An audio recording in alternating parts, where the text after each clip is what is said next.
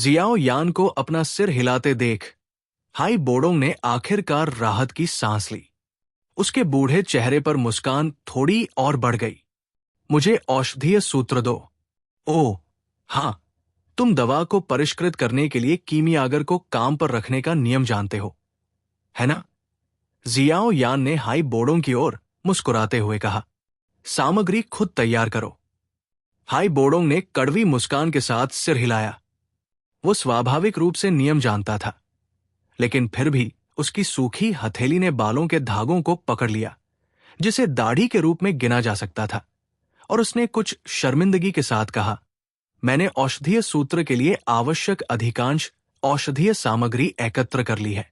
हालांकि मुझे अभी भी उनमें से एक की कमी है। इस औषधीय घटक का नाम सैंड्स धतूरा है, जो केवल टैगर रेगिस्तान में पाया जा सकता है और उन जगहों पर आसानी से मिल जाता है जहां तापमान अधिक होता है। आपको पता होना चाहिए कि मैं बर्फ प्रकार की क्यूई तकनीक का उपयोग करके प्रशिक्षण लेता हूं। इसके अलावा मेरे शरीर में रानी मेडुसा की मुहर भी है। अगर मैं टैगर रेगिस्तान के अंदरूनी इलाकों में कदम रखूंगा तो उसे मेरी मौजूदगी का पता चल जाएगा। इसलिए हाई बोडोंग के शर्मिंदा भाव को देखकर जियाओ यान ने अपनी आंखें घुमाई और अपने होठों को सिकोड़ते हुए कहा, तुम मुझे इसकी खोज करने के लिए नहीं कह रहे हो, है ना? मैं पहले से ही दवा को परिष्कृत करने में आपकी मदद करके नुकसान उठा रहा हूं। अब तुम चाहते हो कि मैं विशाल रेगिस्तान में औषधीय तत्वों की खोज में आपकी मदद करूं। क्या तुम्हारा छोटा सा नक्शा टुकड़ा थोड़ा ज्यादा कीमती नहीं है? यह सुनकर हाई बोडोंग ने एक अजीब सी मुस्कान दी। वो कुछ देर के लिए हिचकिचाया और फिर असहाय होकर बोला, ठीक है, मैं तुम्हें किसी ऐसी चीज के बारे में जानकारी दे सकता हूं जिसमें तुम्हारी रुचि हो सकती है। कौन सी जानकारी? जियाओ यान ने आश्चर्य से पूछा। ये एक स्वर्गीय ज्वाला से संबंधित है। हाई बोडोंग ने अपना हाथ हिलाया और मुस्कुराते हुए पूछा, क्या ये जानकारी तुम्हें रेत के धतूरे की खोज में मेरी मदद करने के लिए प्रेरित करने के लिए पर्याप्त है? जैसे ही उसने दो शब्द स्वर्गीय ज्वाला सुने, जियाओ यान का दिल जोर से धड़कने लगा। उसका गला थोड़ा सा ढीला हो गया, क्योंकि उसकी गर्म निगाहें उसके सामने खड़े हाई बोडोंग पर टिकी हुई थी। तुम्हें शायद टैगर रेगिस्तान में स्वर्गीय ज्वाला के बारे में कुछ खबर मिली होगी। जियाओ यान के हाव भाव देखकर हाई बोडोंग ने मुस्कुराते हुए कहा और अपने दिल में राहत भरी सांस ली। हां, अपना सिर थोड़ा हिलाते हुए जियाओ यान ने उत्सुकता से पूछा, क्या तुम्हें पता है कि टैगर रेगिस्तान में स्वर्गीय ज्वाला कहाँ स्थित है? एक मानचित्रकार के रूप में मैं एक बार टैगर रेगिस्तान में घूम चुका था। सौभाग्य से मुझे स्वर्गीय ज्वाला के बारे में कुछ जानकारी मिली। मैंने इस जानकारी से कुछ स्थानों और मार्गों का सर्वेक्षण किया। हालांकि मैं अभी भी निश्चित नहीं हो पाया हूं कि स्वर्गीय ज्वाला वास्तव में कहाँ स्थित है। मैं मोटे तौर पर अनुमान लगा सकता हूं कि किन क्षेत्रों में स्वर्गीय ज्वाला होने की सबसे अधिक संभावना है। हाई बोडोंग ने बेहद प्रसन्न मुस्कान के साथ कहा, यदि आपके पास मेरा मार्गदर्शन नहीं है तो भले ही आप टैगर रेगिस्तान में घूमते हुए एक पूरा साल बिता दें। आपके लिए स्वर्गीय ज्वाला को खोजना लगभग असंभव होगा। आप क्या सोचते हैं? जब तक आप रेत के धतूरे को प्राप्त करने में मेरी मदद करने के लिए सहमत हैं, मैं आपको स्वर्गीय ज्वाला के स्थान पर अपने शोध से सारी जानकारी दूंगा। है बोडोंग ने मुस्कुराते हुए कहा। ठीक है। जियाओ यान बिना किसी हिचकिचाहट के तुरंत सहमत हो गया। स्वर्गीय ज्वाला ने उसे जो आकर्षण दिया वो बहुत बड़ा था। इसे प्राप्त करने के लिए जियाओ यान एक बड़ी कीमत चुकाने को तैयार था। यह देखकर कि जियाओ यान सहमत हो गया है बोडोंग ने मुस्कुराते हुए अपना सिर हिलाया। उसने अपनी हथेली को धीरे से अपनी छाती की जेब में डाला और आखिरकार एक पतली बकरी की खाल का चर्मपत्र निकाला और जियाओ यान को सौंप दिया। उसने कहा, कुछ स्थानों का सर्वेक्षण करने के बाद मैंने निष्कर्ष निकाला है कि टैगर रेगिस्तान के भीतर 3 स्थान हैं जहां स्वर्गीय ज्वाला होने की सबसे अधिक संभावना है। बकरी की खाल से बना चर्मपत्र पाकर जियाओ यान ने उसे ध्यान से खोला और पाया कि ये विशाल टैगर रेगिस्तान का एक अत्यंत विस्तृत नक्शा था। ये नक्शा ऐसा नहीं था जिसकी तुलना काउंटर पर रखे दूसरे नक्शों से की जा सके। इस पर न केवल रेगिस्तान में मौजूद जल स्रोतों के स्पष्ट संकेत थे, बल्कि रेगिस्तान में बिखरे हुए सांपों के लोगों के स्थानों को भी बहुत विस्तार से चिह्नित किया गया था। क्या आप नक्शे पर 3 ज्वाला के प्रतीक देख सकते हैं? है बोडोंग ने मुस्कुराते हुए याद दिलाया। यह सुनकर जियाओ यान की नजर नक्शे पर घूमी और पाया कि 3 दिशाओं में, पूर्व, पश्चिम और उत्तर में बहुत ही आकर्षक ज्वाला के प्रतीक थे। टैगर रेगिस्तान में इन 3 स्थानों पर स्वर्गीय ज्वाला के मौजूद होने की सबसे अधिक संभावना है। 3 ज्वाला प्रतीकों पर अपनी उंगली दिखाते हुए है बोडोंग मुस्कुराया और कहा, बेशक ये वे स्थान हैं जिन्हें मैंने रेगिस्तान के बहुत से सर्वेक्षण के बाद तर्क दिया है। सटीकता 100% नहीं हो सकती है, लेकिन ये आपके द्वारा बेतरतीब ढंग से खोजने से कहीं बेहतर है। जियाओ यान ने अपना सिर हिलाया। भले ही उसे याओ लाओ की मदद मिली हो, लेकिन टैगर रेगिस्तान में स्वर्गीय ज्वाला के स्थान की खोज करना बेहद मुश्किल होगा, क्योंकि ये बहुत विशाल है। हाई बोर्डों का ये विस्तृत नक्शा निस्संदेह उसे बहुत समय और प्रयास बचाने में मदद करेगा। आपको याद रखना चाहिए कि पहले ज्वाला प्रतीक वाले पूर्वी और उत्तरी स्थानों पर जाना सबसे अच्छा होगा। पश्चिमी स्थान के लिए यदि संभव हो तो वहां जाने से बचना सबसे अच्छा होगा। हाई बोडोंग ने गंभीरता से याद दिलाया, क्योंकि उसकी उंगली पश्चिमी तरफ ज्वाला प्रतीक पर रुक गई। क्यों? क्योंकि वो क्षेत्र टैगर रेगिस्तान के आंतरिक क्षेत्रों के करीब है। रानी मेडुसा अपने क्षेत्र में प्रवेश करने के बाद किसी भी इंसान की सांस महसूस कर सकती है। हालांकि आपके पास कई अलग अलग अनोखे खजाने हैं, लेकिन मुझे नहीं लगता कि अगर आप उस भयानक रानी मेडुसा से मिलते हैं तो आपके पास जीवित बचने का बहुत मौका है। हाई बोडोंग ने अपने दिल में डर के साथ आह भरी। ठीक है, मैं अपनी पूरी कोशिश करूंगा। जियो यान ने अपना सिर हिलाया। हालांकि वो अपने दिल में जानता था कि अगर उसे अन्य 2 स्थानों पर स्वर्गीय ज्वाला का कोई निशान नहीं मिला तो एक अच्छा मौका था कि वो पश्चिमी ज्वाला प्रतीक की ओर बढ़ेगा। अगर वो जगह खतरों से भरी भी होती तो भी वो उसमें घुसने से नहीं हिचकिचाता। ऐसा इसलिए था क्योंकि स्वर्गीय ज्वाला उसके लिए बहुत ज्यादा आकर्षक थी। यही वो सारी मदद है जो मैं तुम्हें दे सकता हूं। मुझे उम्मीद है कि तुम स्वर्गीय ज्वाला को सफलतापूर्वक प्राप्त करने और रेत के धतूरे के साथ वापस लौटने में सक्षम होगे। जियाओ यान को सावधानीपूर्वक नक्शा रखते हुए देखकर है बोडोंग ने मुस्कुराते हुए कहा, जहां तक औषधीय सूत्र और नक्शे के टुकड़े की बात है, कृपया मुझे इसे इस अवधि के लिए सुरक्षित रखने की अनुमति दे। जब तुम वापस आओगे तो मैं सब कुछ तुम्हें वापस सौंप दूंगा। ठीक है। अपना सिर हिलाते हुए जियाओ यान ने है बोडोंग का सामना किया, अपने हाथों को आपस में जोड़ा और कहा, चूंकि ये ऐसा ही है तो मैं तुम्हें विदा देता हूं। बूढ़े साहब के घर में गंदगी फैलाने के लिए मुझे वास्तव में खेद है। गंदे कमरे पर अपनी नजर घुमाते हुए है बोडोंग ने अपना सिर हिलाया और कड़वाहट से मुस्कुराया। इसे भूल जाओ।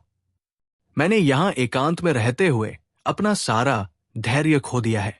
अगर तुमने इस जगह को नहीं भी तोड़ा होता, मुझे नहीं लगता कि मैं और ज्यादा समय तक यहां रह पाता।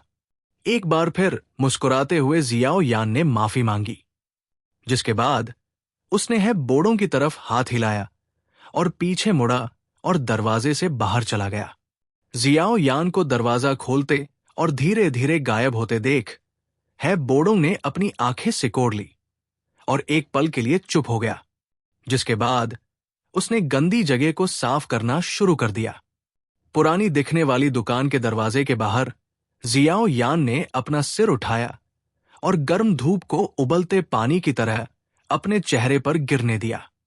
काफी देर बाद उसने धीरे से आह भरी। इन 2 घंटों के अनुभव ने उसे एक सपने जैसा एहसास दिया था। वो अभी अभी डेजर्ट सिटी पहुंचा था और बेतरतीब ढंग से एक दुकान में घुस गया था। फिर भी वो पहले से ही एकांत में रहने वाले एक मजबूत व्यक्ति से मिल चुका था। इस तरह की कहानी जो सिर्फ कहानियों में होती थी, वास्तव में उसके सामने घटित हुई थी। वो भावनात्मक रूप से आह भरने से खुद को रोक नहीं सका। उफ, मैं किसी ऐसे व्यक्ति से मिल सकता हूं जो कभी डू हुआंग था, बस यूं ही कहीं घुसकर। मैं भाग्यशाली हूं या बदकिस्मत? एक छोटी सी कड़वी हंसी छोड़ते हुए जियाओ यान ने हवा की एक सांस छोड़ी और सड़क पर आगे बढ़ गया।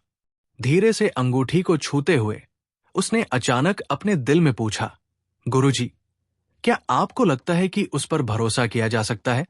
ये सच है कि उसे एक मुहर मिली थी, लेकिन आप पूछ रहे हैं कि उसने हमें जो नक्शा दिया है उसमें कोई समस्या है या नहीं? केके, हमें उस पर दिए गए मार्ग का अनुसरण करना होगा, और अगर उसके कोई बुरे इरादे हैं तो हम वाकई मुश्किल में पड़ सकते हैं। याओ लाओ ने अपने विचार व्यक्त करने से पहले हंसते हुए कहा, लेकिन यह नक्शा वास्तव में हमारी काफी मदद करेगा। लॉ के प्रतीक वाले 3 क्षेत्र ऐसे स्थान हैं जहां मैं तब नहीं गया था, इसलिए मैं निश्चित रूप से नहीं कह सकता कि यह असली है या नकली। हालांकि हम ये निर्धारित नहीं कर सकते कि उसके कोई बुरे इरादे हैं या नहीं। हमें हमेशा कुछ सावधानियां बरतनी चाहिए। एक बार जब हम टैगर रेगिस्तान में प्रवेश करते हैं तो थोड़ा और सावधान रहने की कोशिश करें। हमें नक्शे के अनुसार पूरी तरह से चलने की जरूरत नहीं है। उस समय मैं कुछ समय के लिए इस जगह पर घूम चुका था, इसलिए मुझे कुछ जानकारी है और मैं आपको अपना रास्ता न खोने में मदद करूंगा। याओ लाओ ने थोड़ी सावधानी से कहा। हाँ, अपना सिर हिलाते हुए जियाओ यान ने मुस्कुराते हुए कहा, चूंकि ये ऐसा ही है तो मैं रात के लिए शहर में आराम करने से पहले बाकी सामान तैयार करूंगा। हम कल सुबह टैगर रेगिस्तान में प्रवेश करेंगे। हाँ, याओ लाओ ने अपना सिर हिलाया और फिर चुप हो गया। अपने कपड़ों को अपने हाथ से धीरे से थपथपाते हुए जियाओ यान मुस्कुराया, अपने पैरों को उठाया और थोड़ी दूर पर दवा की दुकान की ओर चल दिया। आज उसे जो लाभ हुआ था वो उसकी उम्मीदों से कहीं ज्यादा था। न केवल उसे एक खंडित नक्शा मिला था, बल्कि वो स्वर्गीय ज्वाला के बारे में कुछ जानकारी प्राप्त करने में भी कामयाब रहा था। ये जियाओ यान के दिल को उत्साहित किए बिना नहीं रह सका। सड़क पर कुछ दूर चलने के बाद जियाओ यान एक दवा की दुकान में बदल गया। वहां से उसने कुछ औषधीय पौधे खरीदे जो सांपों को भगाते हैं। जब वो औषधीय पौधे खरीद रहा था तो उसने बूढ़े आदमी को दवा बेचते हुए बहुत बारीकी से देखा, जिससे बूढ़ा आदमी थोड़ा असहज महसूस करने लगा। तभी जियाओ यान ने शर्मिंदगी से अपनी चीजें उठाई और दवा की दुकान से बाहर निकल गया। ऐसा लग रहा था कि अभी की घटना के बाद जियाओ यान का दिमाग थोड़ा ज्यादा संवेदनशील हो गया था। उसे वाकई लगा कि हाई बोडोंग जैसे अलग थलग रहने वाले मजबूत लोग सड़कों पर हर जगह हैं। सांपों को भगाने के लिए जरूरी औषधीय सामग्री तैयार करने के बाद जियाओ यान ने बाद में एक दुकान से अपने स्टोरेज रिंग को भरने के लिए पर्याप्त पानी खरीदा, जहां से वह अपनी तैयारी से संतुष्ट हो गया और एक उच्च श्रेणी की सराय में जाने का फैसला किया, जिसे एक राहगीर ने बताया था। एक ऐसी जगह जहां वह रात भर रुकेगा। जैसे जैसे अंधेरी रात धीरे धीरे गुजरती गई, तपती धूप ने एक बार फिर रेगिस्तान को भीषण गर्मी में ढक लिया। सराय से बाहर निकलते हुए जियाओ यान ने अपनी आलसी कमर को तान दिया। फिर उसने अपनी उंगली पर स्टोरेज रिंग को धीरे से टैप किया। उसमें 50 एनर्जी रिकवरी पिल्स थी, जिन्हें परिष्कृत करने के लिए याओ लाओ ने रात भर भागदौड़ की थी। रेगिस्तान में प्रशिक्षण के लिए ये चीजें उसके लिए जरूरी थी। शहर के प्रवेश द्वार के पास सड़क पर खड़े होकर जियाओ यान ने एक बार फिर जांच की कि क्या उसके पास जरूरत की सभी चीजें हैं। उसके बाद ही उसने ब्लैक जुआन रूलर को अपनी पीठ पर रखा, जो लगभग उसकी ऊंचाई के बराबर था। एक गहरी सांस ली और रेगिस्तान में अपनी यात्रा शुरू की। इस बार मुझे एक स्वर्गीय ज्वाला ढूंढनी होगी। शहर की रक्षा करने वाले पैदल सैनिकों की श्रद्धा से भरी निगाहों के नीचे जियाओ यान शहर से बाहर चला गया। उसने अंतहीन सुनहरे रंग के रेगिस्तान को देखा जो उसकी नजर में दिखाई दिया, और चुपचाप अपने दिल को मजबूत किया। विशाल रेगिस्तान में रेत का तूफान चल रहा था। कीमियागर की लंबी पोशाक पहने एक युवक धीरे धीरे रेत के तूफान से गुजर रहा था। उसके पीछे पीली रेत में छोड़े गए गहरे पैरों के निशान एक पल में रेत के तूफान से ढक गए, जिससे उसके गुजरने के सभी निशान मिट गए। टाइगर रेगिस्तान के भीतर का वातावरण जियाओ यान की अपेक्षा से कहीं ज्यादा कठोर था। गर्म सूरज की रोशनी में उसके पैरों के नीचे की पीली रेत जलती हुई छोटे धातु के टुकड़ों की तरह थी, जिससे जियाओ यान हर बार अपने पैरों के उस पर कदम रखते ही अनजाने में अपना मुंह हिला लेता था। जैसे ही जियाओ यान धीरे धीरे चल रहा था, उसके चेहरे की ओर बहने वाली हवा रेत के बारीक कणों को लेकर उसके चेहरे से टकरा रही थी, जिससे जियाओ यान को हल्की जलन महसूस हो रही थी। दर्द के कारण जियाओ यान ने अपने चेहरे पर एक हल्का सा जियाओ क्यूई मास्क बना लिया, ताकि रेत के तूफान से उसका चेहरा खराब न हो जाए। रेगिस्तान का वातावरण बेहद कठोर होने के बावजूद उसमें मौजूद आग जैसी ऊर्जा ने जियाओ यान को बहुत ज्यादा खुश कर दिया। शायद सूर्य के प्रकाश के कारण ही इस स्थान पर मैजिक बीस्ट पर्वत श्रृंखला की तुलना में अग्नि प्रकार की ऊर्जा अधिक समृद्ध थी। इसके अलावा अग्नि प्रकार की ऊर्जा भी बहुत अधिक शक्तिशाली और शुद्ध थी, जो जियाओ यान के लिए अपने बैंगनी लॉ डू क्यूई को प्रशिक्षित करने के लिए उपयोग करने के लिए अत्यंत उपयुक्त थी। केवल आधे दिन के लिए विशाल रेगिस्तान में प्रवेश करने के बाद जियाओ यान स्पष्ट रूप से महसूस कर सकता था कि उसके शरीर में बहने वाली बैंगनी लॉ डू क्यूई पहले की तुलना में स्पष्ट रूप से बहुत अधिक सक्रिय और हर्षित थी। जियाओ यान धीरे धीरे कुछ सौ मीटर और चला। उसने अपने माथे पर पसीना पोंछा और अपने कुछ सूखे होठों को चाटा। अपने भंडारण की अंगूठी से पानी की एक बोतल निकाली। उसने आहें भरने से पहले कुछ घूंट लिए। जियाओ यान ने फिर बकरी की खाल का नक्शा निकाला और कड़वी मुस्कान के साथ कहा, गुरु, इस आधे दिन के दौरान हमने नक्शे पर मार्ग का अनुसरण नहीं किया। चूंकि हमने ऐसा किया, इसलिए यह माना जा सकता है कि हमने यहां मुख्य सड़क से परहेज किया है। अब हम कहाँ जाएंगे? तो हम सबसे पहले पूर्वी ज्वाला प्रतीक की ओर बढ़ेंगे, याओ लाओ ने बेतरतीब ढंग से कहा। यह सुनकर जियाओ यान ने नक्शा पकड़ा और कुछ देर तक उसका अध्ययन किया। उसने अपनी भौहें आपस में दबाई और आह भरी। नक्शे के पैमाने के संकेतक को देखते हुए ऐसा लगता है कि अगर हमें पूर्वी ज्वाला प्रतीक द्वारा इंगित क्षेत्र तक पहुंचना है तो हमें कम से कम 10 दिन और यात्रा करनी होगी। ही तो चलो, इस रेगिस्तान में पैदल चलना भी एक तरह का प्रशिक्षण माना जा सकता है। जियाओ यान के कड़वे चेहरे को देखकर याओ लाओ ने गर्व से हंसते हुए कहा। एक बार फिर आह भरते हुए जियाओ यान ने रेगिस्तान के आसमान में विशाल सूरज को देखा। उसने नक्शे को अपनी स्टोरेज रिंग में वापस करने से पहले अपना मुंह खोला और बंद किया। अपने हाथ से अपनी पीठ पर भारी जुआन शासक को छूते हुए वो खुशी से मुस्कुराए बिना नहीं रह सका। ये अजीब था। हालांकि ये भारी जुआन शासक बहुत बड़ा था, फिर भी ये गर्म सूरज के व्यापक संपर्क में आने के बावजूद ठंडा रहा। ऐसा लग रहा था जैसे आसमान में सूरज का उस पर ज्यादा असर नहीं हो रहा था। इस तरह जियाओ यान को ज्यादा सोचने की जरूरत नहीं थी।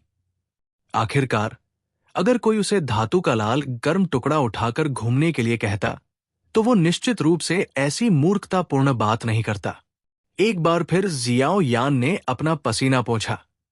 वो रेगिस्तान के पूर्वी हिस्से की ओर अपना शरीर मोड़ने ही वाला था कि उसका चेहरा बदल गया। उसकी हथेली ने भारी रूलर को पकड़ा, उसे खींचा और उसे अपने नीचे पीली रेत में बुरी तरह से घुसा दिया। हिस, जहां उसका भारी रूलर जमीन में घुसा हुआ था, वहां से तुरंत एक तेज आवाज आई। जियाओ यान भाव शून्य था क्योंकि उसने भारी रूलर को बाहर निकाला था। चमकीले लाल रंग का खून पीली रेत की सतह पर रिसने लगा, जिससे वो लाल हो गई। जैसे ही जियाओ यान ने अपनी आस्तीन को धीरे से हिलाया, एक बल ने पीली रेत के नीचे से एक छोटे आकार के जादुई जानवर को उठा लिया। जियाओ यान ने इस जादुई जानवर को उदासीनता से देखा, जिसने अपनी जीवन शक्ति खो दी थी। इस तरह के जादुई जानवर को पीली रेत के जादुई बिच्छू के रूप में जाना जाता था और इसका सामना केवल रेगिस्तान में ही किया जा सकता था। ये चीजें अक्सर पीली रेत में छिप जाती थी, किसी के स्वेच्छा से उन पर कदम रखने का इंतजार करती थी और फिर वे एक जहरीला तरल पदार्थ छोड़ती थी जो लक्ष्य को सुन कर देता था या मार भी देता था। जादुई बिच्छू छिपने में भी बहुत अच्छे थे, यहां तक कि कुछ इंसान जो अपना ज्यादातर समय रेगिस्तान में बिताते थे, कभी कभी उनके जाल में फंस जाते थे। इस प्रकार ये जादुई जानवर, जो रैंक 1 भी नहीं था, अक्सर लोगों द्वारा रेगिस्तान में निपटने के लिए सबसे कठिन जीवित प्राणियों में से एक माना जाता था। जादुई बिच्छू छिपने में कितने भी अच्छे क्यों न हों, वे जियाओ यान की असाधारण आध्यात्मिक धारणा के तहत अंधेरी रात में जुगनू की तरह चमकते थे। अगर कोई छिपकर हमला करना चाहता था तो ये मूल रूप से असंभव था। जियाओ यान की नजर जादुई बिच्छू पर पड़ी, फिर उसने 2 कदम आगे बढ़ाए और उसके जहरीले डंक को काट दिया, जिसे उसने फिर अपनी स्टोरेज रिंग में रख लिया। जिसके बाद वो खड़ा हुआ और कुछ भारी कदम उठाते हुए धीरे धीरे रेगिस्तान के पूर्वी हिस्से की ओर चलने लगा। रेगिस्तान में प्रशिक्षण की नीरसता और कठोरता ने एक बार फिर जियाओ यान की उम्मीदों को पार कर दिया। जब वो मैजिक बीस्ट माउंटेन रेंज में प्रशिक्षण ले रहा था तो उसे बहुत अकेलापन महसूस नहीं हुआ। हालांकि इस विशाल रेगिस्तान में उसे बस कुछ रेत के तूफान ही दिखाई दे रहे थे। लोगों की तो बात ही छोड़िए, मैजिक बीस्ट की छाया भी मिलना मुश्किल था। इस तरह के वीरान और अकेलेपन के एहसास को सहना थोड़ा मुश्किल था। जियाओ यान के टाइगर रेगिस्तान में कदम रखने के दूसरे दिन ही उसके प्रशिक्षण की आधिकारिक शुरुआत भी हो गई। याओ लाओ के निर्देश के तहत जियाओ यान ने अपने शरीर पर केवल घुटनों तक की शॉर्ट्स पहनी थी, जबकि उसका ऊपरी शरीर बिल्कुल नंगा था। अपनी इस छवि के बारे में जियाओ यान ने विरोध करने के बारे में सोचा था, लेकिन याओ लाओ ने इसे सीधे तौर पर अस्वीकार कर दिया। बाद वाले का तर्क था कि केवल नग्न त्वचा को सूरज के संपर्क में आने देने से ही उसका शरीर हवा में मौजूद अग्नि जैसी ऊर्जा को प्रभावी ढंग से अवशोषित कर सकता है। अंतहीन सुनहरे रंग के रेगिस्तान पर नंगी पीठ के साथ शॉर्ट्स पहने एक व्यक्ति गर्म पीली रेत पर लेटा हुआ अपने दांत भींच रहा था। उसके बगल में एक थोड़ा धुंधला बूढ़ा आदमी एक छोटी जेड बोतल पकड़े हुए मुस्कुरा रहा था, जिसमें लाल रंग का तरल भरा हुआ था। बोतल का मुंह धीरे धीरे झुका हुआ था, क्योंकि लाल रंग के तरल की कुछ बूंदें उस युवक की पीठ पर डाली जा रही थी, जिसकी त्वचा धूप से थोड़ी भूरी हो गई थी। हिस! जैसे ही लाल तरल जियाओ यान की पीठ पर गिरा, उसने अपने दांत भींच लिए और ठंडी हवा का एक धागा छोड़ा। उसके हाथों ने कुछ पीली रेत को कसकर पकड़ लिया, इस बात की परवाह किए बिना कि रेत गर्म थी या नहीं। रेगिस्तान में इस बर्निंग ब्लड को लगाने से मैजिक बीस्ट माउंटेन रेंज में होने की तुलना में बहुत अधिक प्रभाव पड़ता है। हालांकि इस चीज को तैयार करना थोड़ा कठिन है, लेकिन इसका प्रभाव वास्तव में काफी अच्छा है। रेगिस्तान में ये त्वचा को बाहर की हवा में आग जैसी ऊर्जा के प्रति और भी अधिक संवेदनशील बना सकता है। जब आप प्रशिक्षण लेते हैं तो ये कम प्रयास में अधिक लाभ प्राप्त करने की क्षमता रखता है। जेड के एक टुकड़े से लाल रंग के तरल को धीरे से खुरचते हुए याओ लाओ ने उस युवक को देखा, जो अपने दांतों को कसकर भींच रहा था और इसे सहन कर रहा था। धीरे से समझाते हुए उसकी आंखों में एक क्षमा प्रार्थी मुस्कान चमक उठी।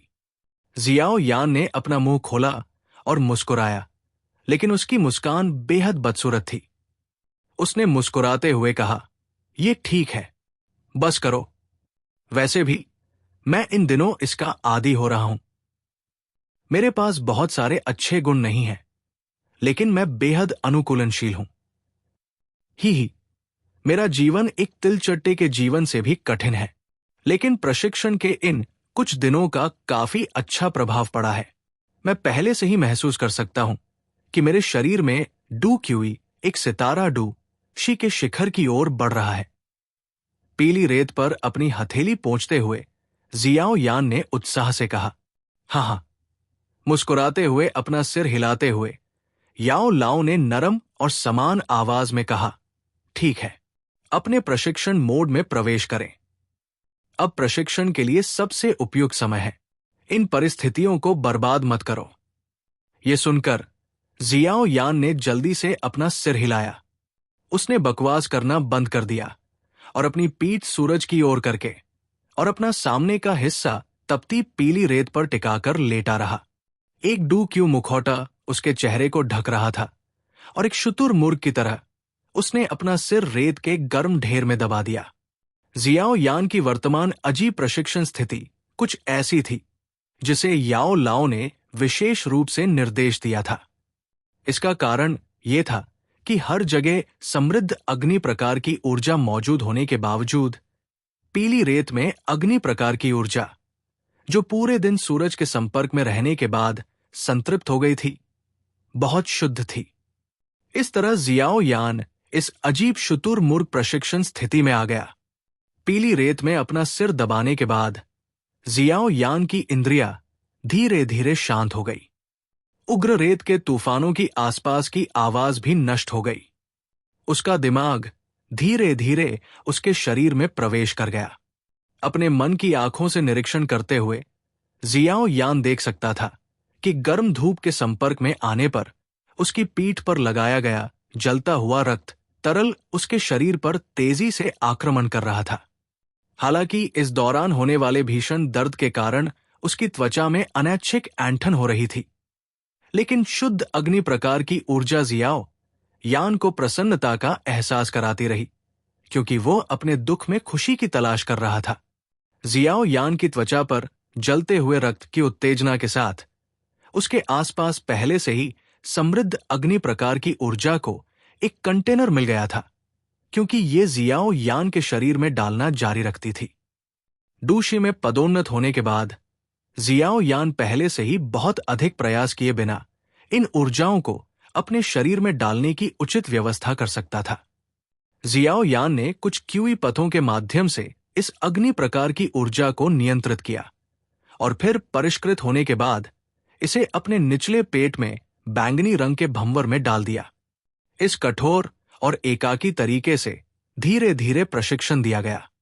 जब जियाओ यान की पीठ पर जलता हुआ खून आखिरकार फैल गया, तो भंवर के भीतर बैंगनी रंग के तरल की एक छोटी बूंद आखिरकार बहन निकली। छोटा बैंगनी रंग का तरल भंवर के भीतर खुशी से बह रहा था, बिल्कुल झील में एक छोटी मछली की तरह, फुर्तीला और सक्रिय। जियाओ यान के दिमाग ने मुस्कुराते हुए बैंगनी रंग के तरल की सबसे नई छोटी बूंद को देखा। अवलोकन की इस अवधि के बाद उसने धीरे धीरे ये अनुमान लगाया कि जब भंवर तरल की 15 छोटी बूंदों तक पहुंच जाएगा, तो वो 2 सितारा डूशी बनने के लिए आवश्यक शक्ति प्राप्त कर लेगा। वर्तमान में भंवर के भीतर पहले से ही बैंगनी रंग के तरल की तरह छोटी बूंदें थी। दूसरे शब्दों में, एक बार बैंगनी रंग के तरल की 2 अन्य छोटी बूंदें एकत्र हो जाने के बाद जियाओ यान को 2 सितारा डूशी में पदोन्नत किया जाना चाहिए। जल्द ही जियाओ यान ने मन ही मन फुसफुसाया। उसने बेरमी से अपने सिर से पीली रेत को हिलाते हुए अचानक अपना सिर ऊपर उठाया, जिसके बाद वो रेत की सतह से कूद गया, आकाश की ओर मुंह करके चिल्लाया, जल्द ही। 2 सितारा डूशी एक तरफ खड़े होकर याओ लाओ ने जियाओ यान को जोर से चिल्लाते हुए अपने दिल की भावनाओं को बाहर निकालते हुए देखा। वो थोड़ा मुस्कुराया और धीरे से बुदबुदाया, बेटा, हालांकि तुम्हारी प्रशिक्षण प्रतिभा काफी अच्छी है, लेकिन तुम्हारी मेहनत सफलता के लिए सबसे महत्वपूर्ण है। मैं वास्तव में कुछ महीनों में 3 साल के समझौते का इंतजार कर रहा हूं। उस समय उसने तुम्हें ऐसा अपमान दिया था जिसे मिटाना मुश्किल था। अब तुम पहले से ही इसे ठीक करने के योग्य हो। धीरे धीरे अपना सिर उठाते हुए याओ लाओ ने विशाल सूर्य को देखा, जिसके बाद उसने अपना सिर झुकाया और युवक की पीठ को देखा जो एक छड़ी की तरह पतली थी। वो अचानक मंद मंद मुस्कुराया। हालांकि ये प्रशिक्षण बहुत कठिन है, लेकिन तुमने हार नहीं मानी है। ये सभी सफलताएं तुम्हारे प्रयास और पसीने के बदले में मिली है। मुझे विश्वास है कि भविष्य में तुम डू क्यूई महाद्वीप के शिखर पर खड़े हो पाओगे। इस विशाल रेगिस्तान में सुनहरी रंग की रेत मुख्य धुन थी। हिंसक हवाएं रेत को उड़ाती हुई जमीन और आसमान के बीच की जगह को अपने में समाहित कर लेती थी और लगातार चीखती रहती थी। रेत के टीले पर जियाओ यान, जो कमर से ऊपर नंगा था, अपने हाथ में नक्शा देखते हुए भौहें सिकोड़ रहा था। टाइगर रेगिस्तान में प्रवेश किए हुए उसे 10 दिन से ज्यादा हो चुके थे। 10 दिन से ज्यादा चलने के बाद जियाओ यान आखिरकार नक्शे पर लौ के प्रतीक द्वारा चिन्हित क्षेत्र में पहुंच गया था। हालांकि चूंकि वो कल इस क्षेत्र में प्रवेश कर चुका था, इसलिए जियाओ यान पूरे दिन की खोज के बावजूद स्वर्गीय लौ का कोई निशान नहीं ढूंढ पाया। वहां कुछ क्यों नहीं है? मुझे मत बताओ कि हम उस बूढ़े आदमी द्वारा गुमराह किए गए थे। जियाओ यान ने भौहें सिकोड़ते हुए कहा और अपने हाथ में बकरी की खाल का नक्शा लहराया और अपना सिर उठाकर याओ लाओ का सामना किया, जो हवा में तैर रहा था। मुझे यकीन नहीं है। आसपास का परिदृश्य अन्य स्थानों से बहुत अलग नहीं है। मैं असामान्य हरकत वाले किसी भी स्थान को महसूस करने में असमर्थ हूं। याओ लाओ धीरे धीरे नीचे उतरा और असहाय होकर बोला, अगर नक्शे में कुछ भी गड़बड़ नहीं है, तो बहुत संभावना है कि इस जगह पर स्वर्गीय ज्वाला का कोई निशान न हो। जियो यान ने अपना सिर हिलाया और आह भरी, शायद। उफ, धिक्कार है। मैंने 10 दिन पैदल चलने में बर्बाद कर दिए। बकरी की खाल के नक्शे को हिंसक तरीके से लहराते हुए जियो यान ने निराश होकर डांटा, के इसे समय की बर्बादी नहीं माना जा सकता। कम से कम आप इन 10 से अधिक दिनों के प्रशिक्षण के दौरान धीरे धीरे 1 स्टार डू शी के शिखर पर पहुंच गए हैं। जब तक आप दृढ़ रहें और कुछ समय तक प्रशिक्षण लें, 2 स्टार डू शी तक पहुंचना कुछ ऐसा होना चाहिए जो स्वाभाविक रूप से हो। याओ लाओ ने सांत्वना दी। ये सुनकर जियो यान अभी भी असंतुष्ट महसूस करते हुए अपने होठों को आपस में रगड़ रहा था। उसकी उंगली नक्शे पर लौ के प्रतीक की ओर इशारा करती हुई गहरी कराह उठी। चलो थोड़ा और खोजते हैं। आखिरकार ये प्रतीक इतना बड़ा है। ये जिस क्षेत्र को घेरता है वो छोटा नहीं है। हम भी इसके आसपास के वातावरण से अपरिचित हैं। स्वाभाविक रूप से हमें खोज में अधिक समय लगाना होगा। अन्यथा अगर हम इसे चूक गए तो हमें मरते दम तक इसका पछतावा होगा। हां, ये क्षेत्र वास्तव में छोटा नहीं है। वो बूढ़ा आदमी वास्तव में आलसी है। उफ, फिर हम 2 दिन और खोज करेंगे। 2 दिनों के बाद हम अपना गंतव्य बदल देंगे और उत्तर की ओर चलेंगे। इन 2 क्षेत्रों के बीच चलने में कम से कम 1 महीने का समय लगेगा। याओ लाओ ने लौ के प्रतीक पर नजर डाली, थोड़ा भौहें सिकोड़ी और सिर हिलाया। जियाओ यान ने कड़वाहट से मुस्कुराया और एक बार फिर आह भरी। उसकी हथेली ने आदतन अपनी पीठ पर विशाल भारी जुआन शासक को छुआ और फिर अपना पैर उठाया और रेत के समुद्र की ओर बढ़ गया, जिसने उसकी दृष्टि को घेर लिया। तपती धूप को सहते हुए जियाओ यान एक बार फिर लगभग आधे घंटे तक चला और खूब पसीना बहाया। जब वो आराम करने के लिए रुकने वाला था, तो अचानक उसकी भौहें ऊपर उठ गई। अपना सिर एक तरफ झुकाकर उसने थोड़ी दूर पर रेत के टीले को देखा। वहां एक मानव आकृति भयानक अवस्था में भाग रही थी। जैसे ही आकृति रेत के टीले से उतर रही थी, लापरवाही के एक पल ने उसे ध्वनि के टीले से नीचे लुढ़कने पर मजबूर कर दिया। जियाओ यान ने अपनी भौहों को थोड़ा दबाया और देखा कि मानव आकृति नीचे लुढ़कती चली गई, जब तक कि वह जियाओ यान से थोड़ी दूरी पर एक जगह पर नहीं पहुंच गया।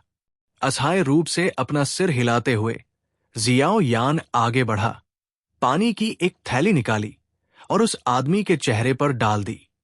पानी के स्रोत से उत्तेजना के तहत बेहोश हो चुके आदमी ने धीरे धीरे अपनी आंखें खोली।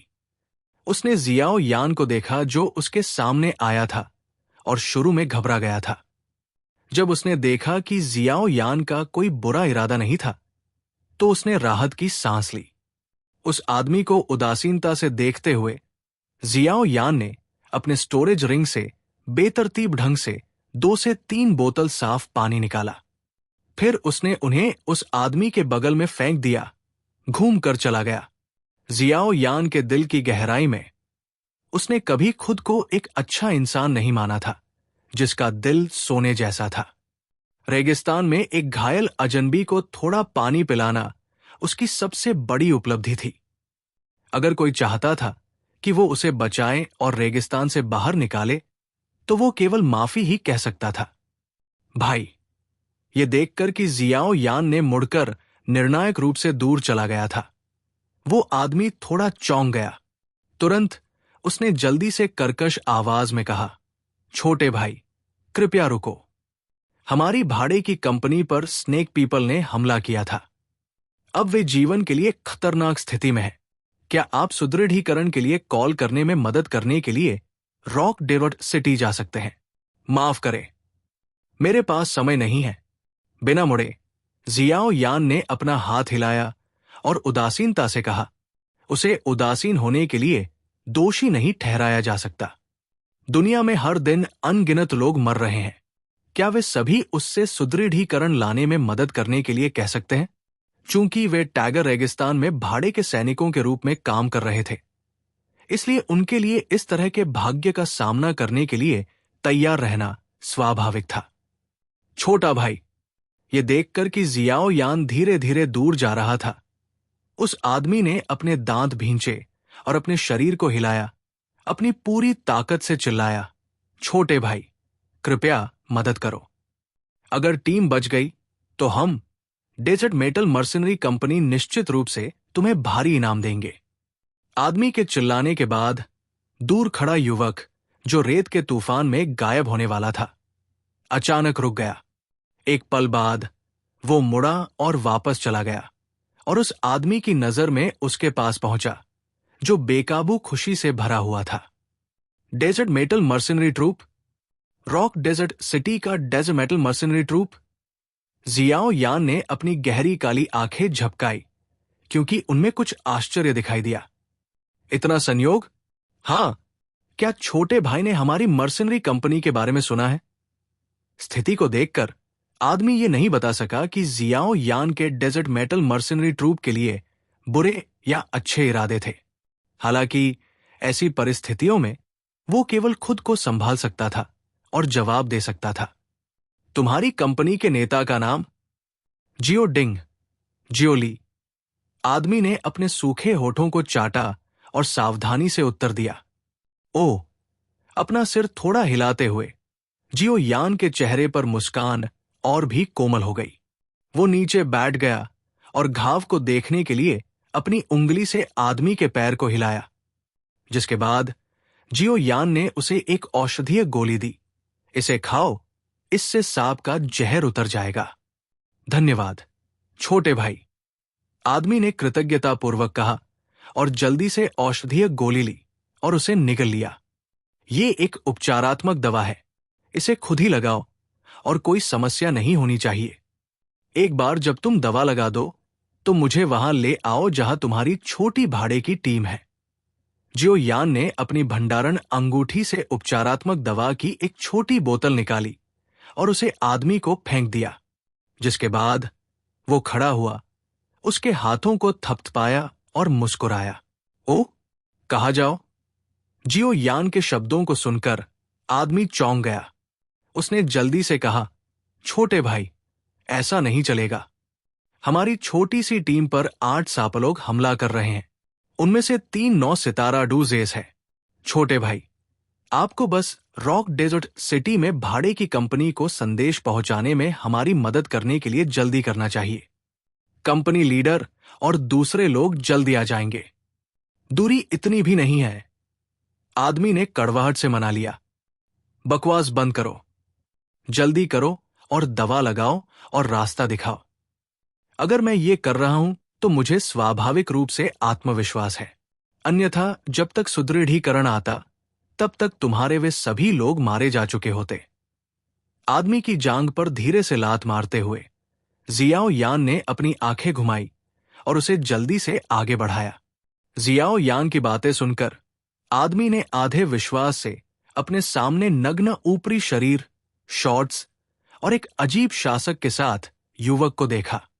इन सभी को मिलाकर आदमी ये बताने में असमर्थ था कि युवक के पास किस तरह की ताकत थी। एक कड़वी हंसी के साथ आदमी ने अपनी जांघ पर उपचार की दवा लगाई और फिर कांपते हुए खड़ा हो गया। उसकी उंगली रेत के टीले की ओर इशारा करते हुए बोली, ये उस तरफ है, थोड़ी दूर पर। रेत के टीले पर नजर डालते हुए जियाओ यान ने अपना सिर थोड़ा हिलाया। उसने आदमी की बाह पकड़ी और अचानक रेत की सतह पर कदम रखा। विस्फोट की एक दबी हुई आवाज के बाद झटके से रेत की सतह पर एक बड़ा रेत का गड्ढा बन गया। रिवर्स पुश फोर्स उधार लेते हुए जियाओ यान और उस आदमी की आकृति अचानक रेत के टीले पर चली गई। रेत के टीले पर जियाओ यान हर कदम के साथ बिजली की तरह एक बड़ी दूरी से गुजरा। अंत में वो एक ऊंची रेत की सतह पर रुक गया। उसने अपने हाथ में चौंके हुए आदमी को जमीन पर फेंक दिया और एक कदम आगे बढ़ा। रेगिस्तान के निचले हिस्से में दिखाई देने वाले लोगों के विशाल समूह को देखा। रेगिस्तान के निचले हिस्से में 10 भाड़े के सैनिक अपने हाथों में हथियार लिए हुए थे और उनकी पीठ एक दूसरे की ओर थी। उनके चारों ओर अजीबोगरीब दिखने वाले 8 जीव थे। इन जीवों का सिर और शरीर इंसान जैसा था, लेकिन जिस जगह पैर होने चाहिए थे वहां एक बहुत बड़ी सांप की पूंछ थी। जैसे ही सांप की पूंछ घूमी, उसने ची ची की आवाज निकाली, जिससे लोगों को ठंड लगने लगी। क्या ये टाइगर रेगिस्तान के सांपलोग हैं? जियाओ यान ने आह भरी। जब उसकी नजर इन 8 नर सांपलोगों पर पड़ी, उसे लगा कि ये एक आंख खोलने वाला अनुभव था। ये पहली बार था जब उसने इस तरह के जीवित प्राणी को देखा था। छोटे भाई, सर, वे हमारी रेगिस्तानी धातु भाड़े की कंपनी की एक छोटी सी टीम है। मूल रूप से हमारा इरादा जादुई जानवरों का शिकार करने का था, लेकिन हमें उम्मीद नहीं थी कि ये लोग हम पर हमला करेंगे। उस आदमी की नजर सम्मानपूर्वक जियाओ यान की पीठ पर पड़ी। जियाओ यान ने जो तेजी दिखाई थी, उससे इस आदमी को पहले ही पता चल गया था कि उसके सामने खड़ा युवक, जो काफी युवा दिख रहा था, एक मजबूत व्यक्ति था जो अपनी ताकत छुपाए हुए था। अपना सिर हिलाते हुए जियाओ यान की नजर एक बार फिर 10 भाड़े के सैनिकों पर पड़ी। 10 के समूह में 8 पुरुष और 2 महिलाएं थी। उसकी नजर उन पर पड़ी और आखिरकार एक सौम्य और सुंदर महिला के शरीर पर पड़ी। ये महिला लगभग 20 साल की थी। उसका सुंदर चेहरा बहुत सुंदर था, लेकिन उसकी कुछ उभरी हुई भौहें रेगिस्तान में एक छोटी मादा तेंदुए की तरह एक बेकाबू एहसास दे रही थी। उसके स्वभाव को देखते हुए यह कल्पना की जा सकती थी कि रेगिस्तान में ये फूल भले ही सुंदर हो, लेकिन इसका शरीर लंबे कांटों से ढका हुआ था। महिला ने जो कपड़े पहने थे वे बोल्ड और सेक्सी थे। उसने एक शर्ट पहनी थी जो केवल उसके सीने के क्षेत्र को और उसके नीचे थोड़ी त्वचा को ढक रही थी, जिससे उसकी सेक्सी और सुंदर पतली कमर सभी की नजरों के सामने आ रही थी। उसकी छोटी त्वचा की स्कर्ट के नीचे उसकी सेक्सी लंबी टांगें दिख रही थी। जियाओ यान, जो ऊपर खड़ा था, देख सकता था कि सापलोगों के बीच कई अश्लील नजरें थी जो बार बार सुंदर कमर और कसकर लिपटी हुई जांघों पर घूम रही थी। उन्हें मार डालो, महिलाओं को छोड़ दो। सापलोगों के समूह के नेता की त्रिकोणीय पुतलियां महिला के शरीर पर घूम रही थी। उसकी आवाज ठंडी और कर्कश थी और उसमें थोड़ी अश्लीलता थी।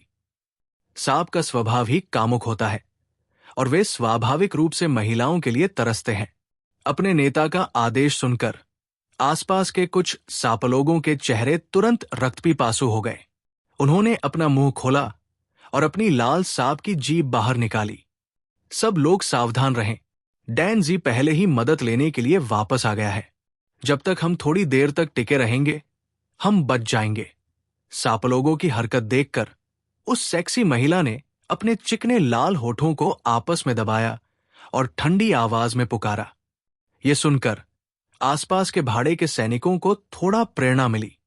हालांकि जो हाथ अपने हथियारों को कसकर पकड़े हुए थे, वे अभी भी पसीने से भरे हुए थे। उनमें से सबसे ऊंचा स्तर केवल 7 सितारा डूजे के आसपास था, जबकि दूसरे पक्ष के पास कुछ 9 सितारा डूजे थे। इस तरह के अंतर के साथ उन्हें नहीं पता था कि वे सुदृढ़ीकरण आने तक टिक पाएंगे या नहीं। मार डालो, सांपलोगों के नेता ने ठंडे स्वर में हंसते हुए अपना हाथ हिलाया। आसपास के सांपलोग, जो समूह को खतरनाक नजर से देख रहे थे, तुरंत ही भयावह चेहरों के साथ भाड़े के सैनिकों पर हमला कर दिया, मारने का इरादा रखते हुए। शिव! जैसे ही सांपलोग हमला करने लगे, हवा के टूटने की तेज आवाज अचानक हवा में गूंजी।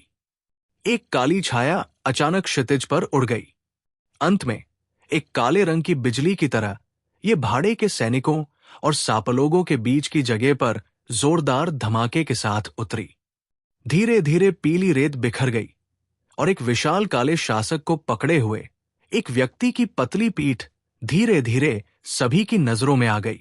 नग्न ऊपरी शरीर वाले एक युवक के अचानक प्रकट होने से दोनों पक्ष थोड़े स्तब्ध हो गए।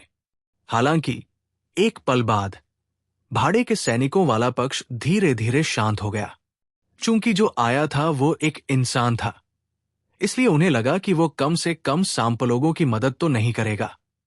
इस बिन बुलाए मेहमान जियाओ यान को देखकर सांपलोगों का समूह भड़क गया। सांपलोगों के नेता की त्रिभुजाकार पुतलियां ठंडे ढंग से जियाओ यान की ओर बढ़ी। बिना कुछ कहे उसने अपना हाथ हिलाया और 2-5 सितारा डूझे सांपलोगों ने अपनी दुम हिलाई और भयंकर भावों के साथ जियाओ यान पर हमला किया। अपनी आंखें उठाकर जियाओ यान ने धीरे से उस हल्की मछली जैसी हवा को सूंघा जो उसकी ओर बह रही थी। उसने थोड़ा भौहें सिकोड़ी, फिर धीरे से भारी जुआन शासक की मूठ पकड़ ली। अपने पैर को धीरे से ऊपर उठाने के बाद वो अचानक नीचे गिर गया और उसका शरीर अचानक स्थिर से तेजी से चलने लगा। सबकी निगाहों के सामने एक मानव आकृति तेजी से 2 सांपलोगों से जुड़ गई और फिर बिजली की तरह उनके पास से निकल गई। धमाका, धमाका, जैसे ही आकृतियां एक दूसरे को पार कर गई, जियाओ यान का शरीर अचानक रुक गया। भयंकर भाव वाले 2 सांपलोग रेत की सतह पर घसीटे गए और पीछे की ओर भागे। ऐसा लग रहा था कि उन्हें कोई जोरदार झटका लगा है। जैसे ही उन्हें पीछे की ओर फेंका गया, उनमें से प्रत्येक के मुंह से एक मुंह ताजा खून हिंसक रूप से निकल गया। भारी जुआन शासक के मूठ को कसकर पकड़े हुए जियाओ यान की हथेली थोड़ी ढीली हुई जब जियाओ यान ने अपने होंठ चाटे और अपनी नजर 2 सांपलोगों पर घुमाई, जिन्हें भारी शासक ने दर्जनों मीटर दूर उड़ा दिया था। इतना जोरदार झटका लगने के बाद भले ही वे मर न जाएं, लेकिन वे गंभीर रूप से घायल हो जाएंगे। हिस! जब जियाओ यान और सांपलोग एक दूसरे को पार कर गए, तब से लेकर जब तक सांपलोग खून की उल्टी करके पीछे नहीं हटे, तब तक केवल 10 सेकंड ही बीते थे। हालांकि इन 10 सेकंड में विजेता का फैसला हो चुका था।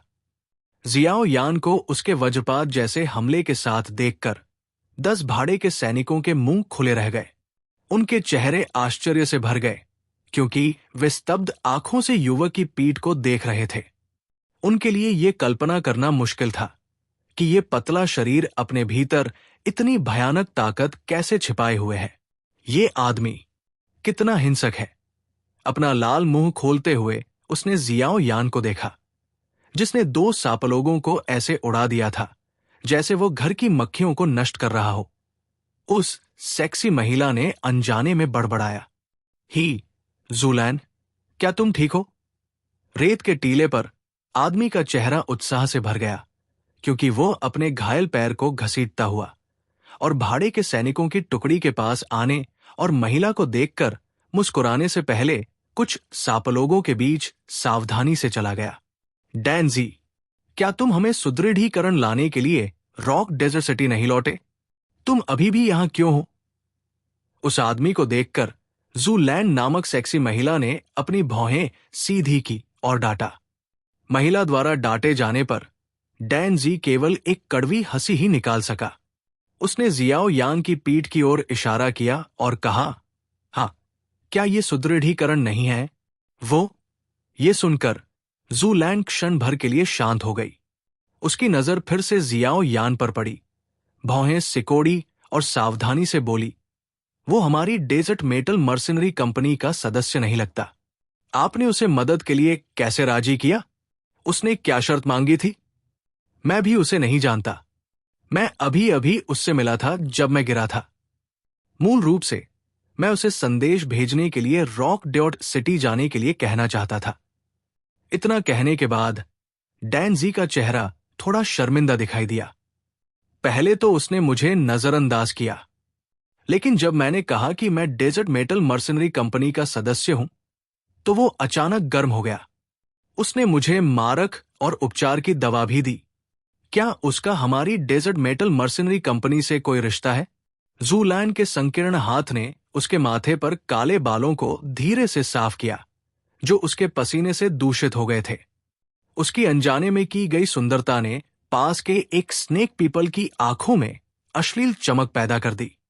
लेकिन मैंने कभी हमारे कंपनी लीडर को यह कहते नहीं सुना कि वे इतनी कम उम्र के इतने मजबूत व्यक्ति को जानते हैं।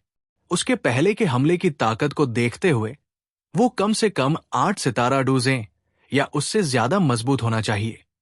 जूलैंड ने अपनी भौहें सिकोड़ते हुए संदेह से कहा, मुझे भी नहीं पता।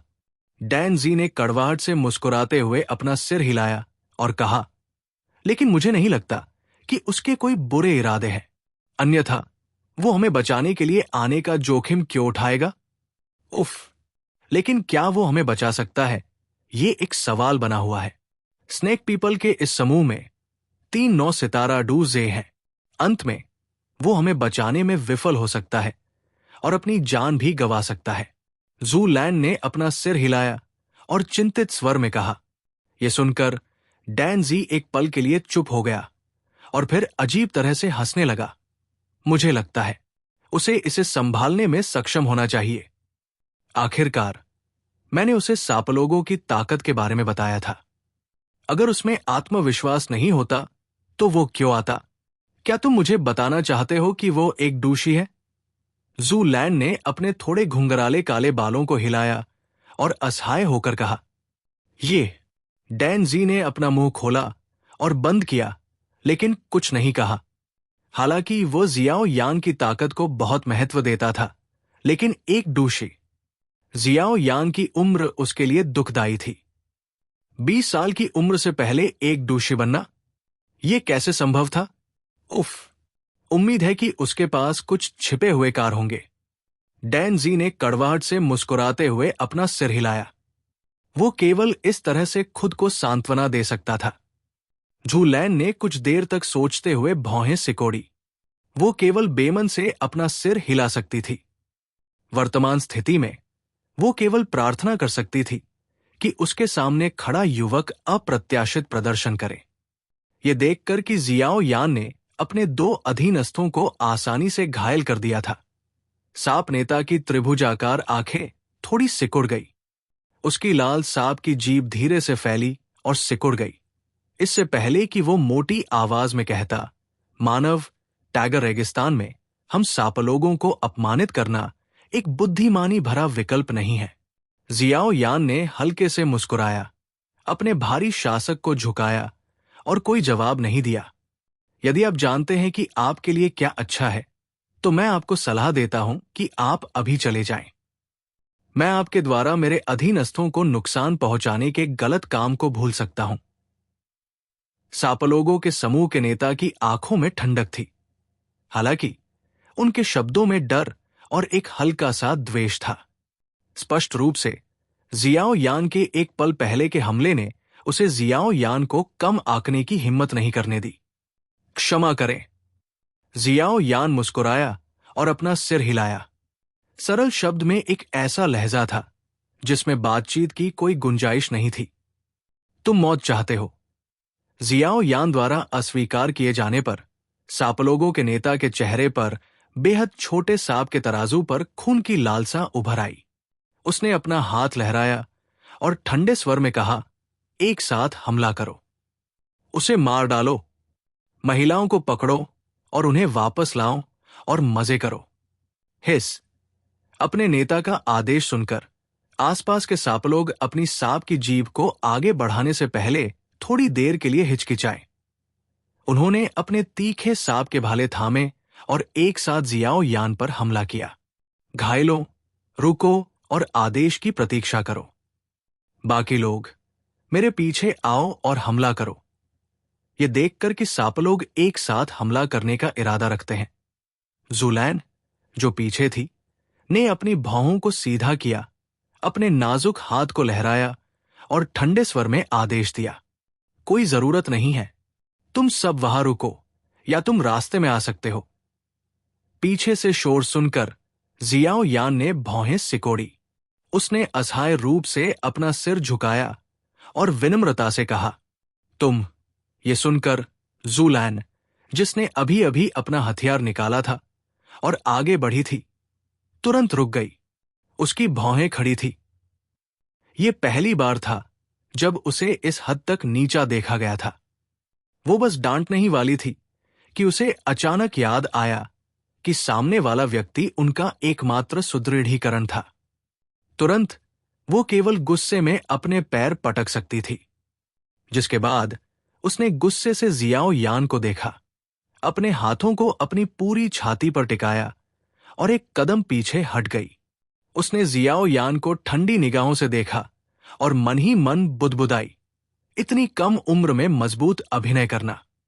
हालांकि ज़ूलैन की ठंडी निगाहें ज्यादा देर तक नहीं टिकी, इससे पहले कि वो धीरे धीरे सदमे में बदल जाए। बेशक उसके पीछे खड़े दूसरे भाड़े के सैनिकों ने भी इसी कारण से सदमे का इजहार किया। उनसे थोड़ी दूर पर युवक एक भारी शासक लेकर स्थिर खड़ा था। वो एक पल के लिए सोच में पड़ गया। फिर एक हल्के बैंगनी रंग के डू क्यूई लबादे ने धीरे धीरे उसके पूरे शरीर को ढक लिया।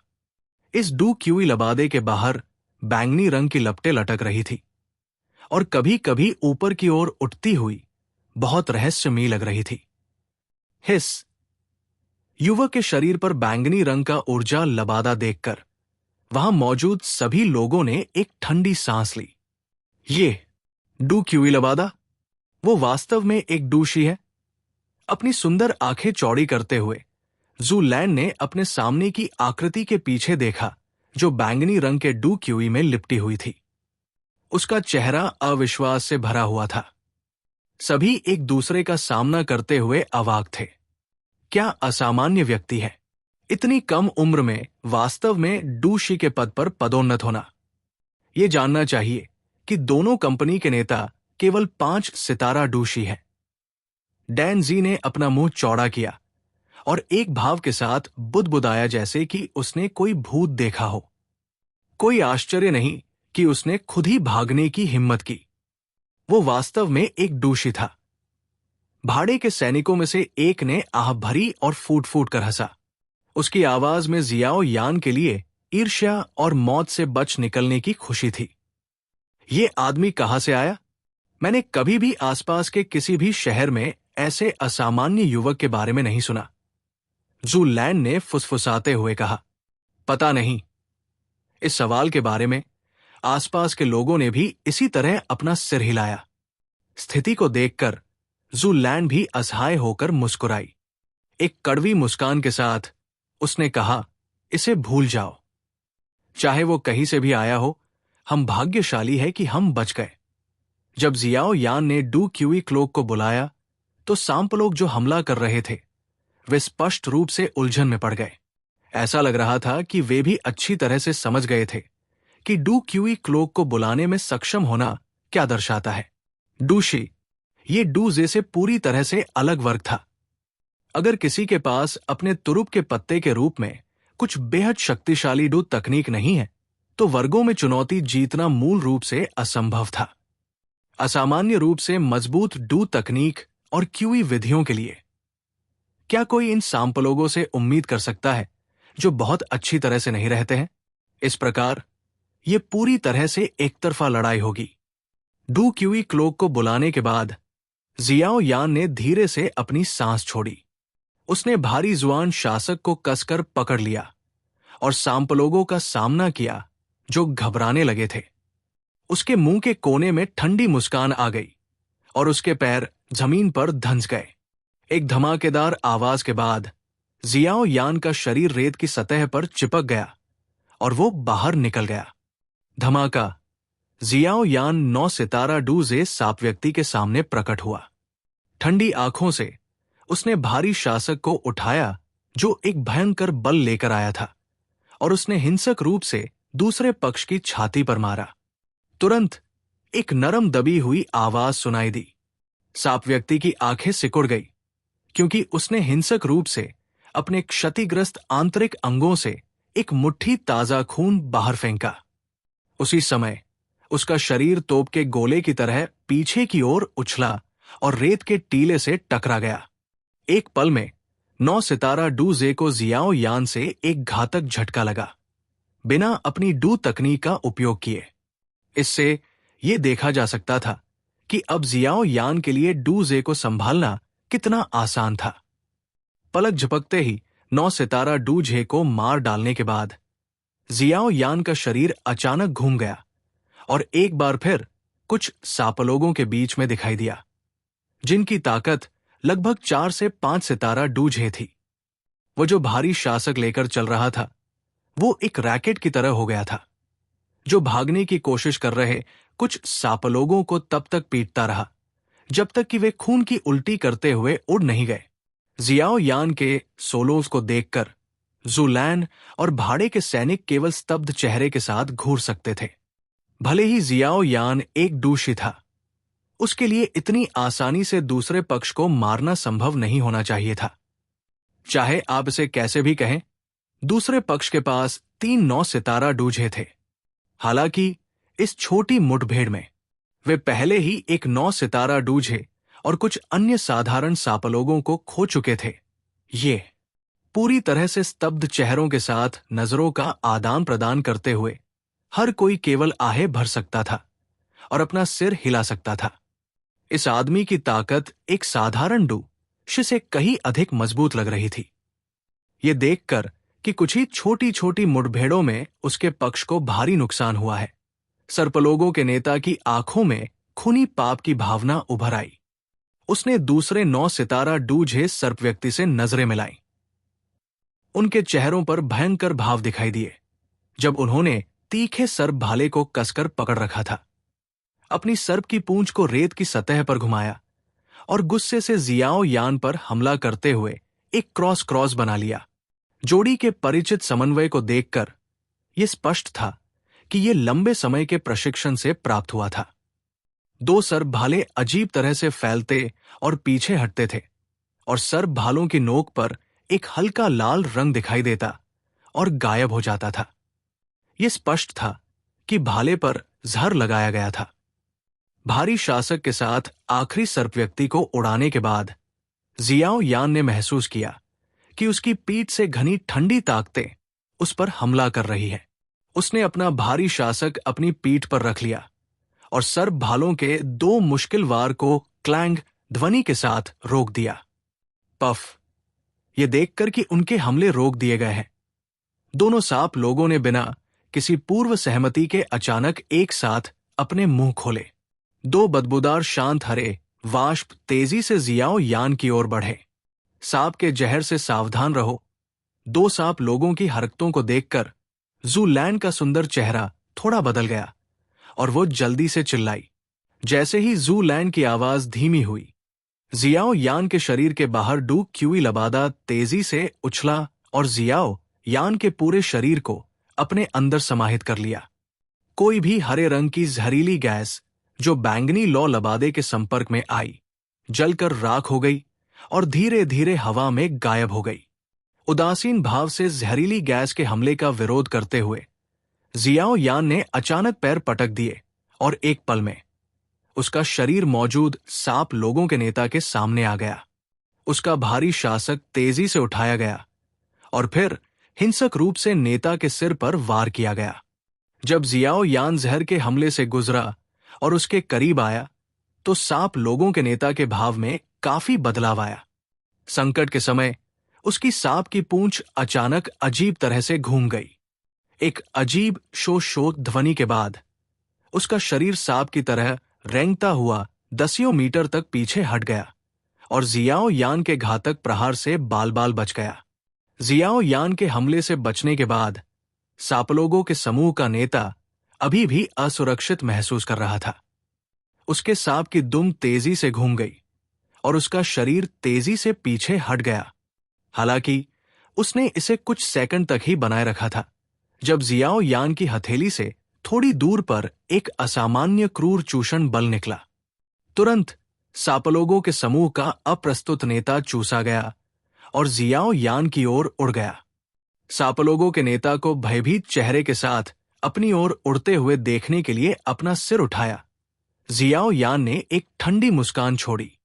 उसने एक बार फिर हिंसक रूप से जमीन पर कदम रखा।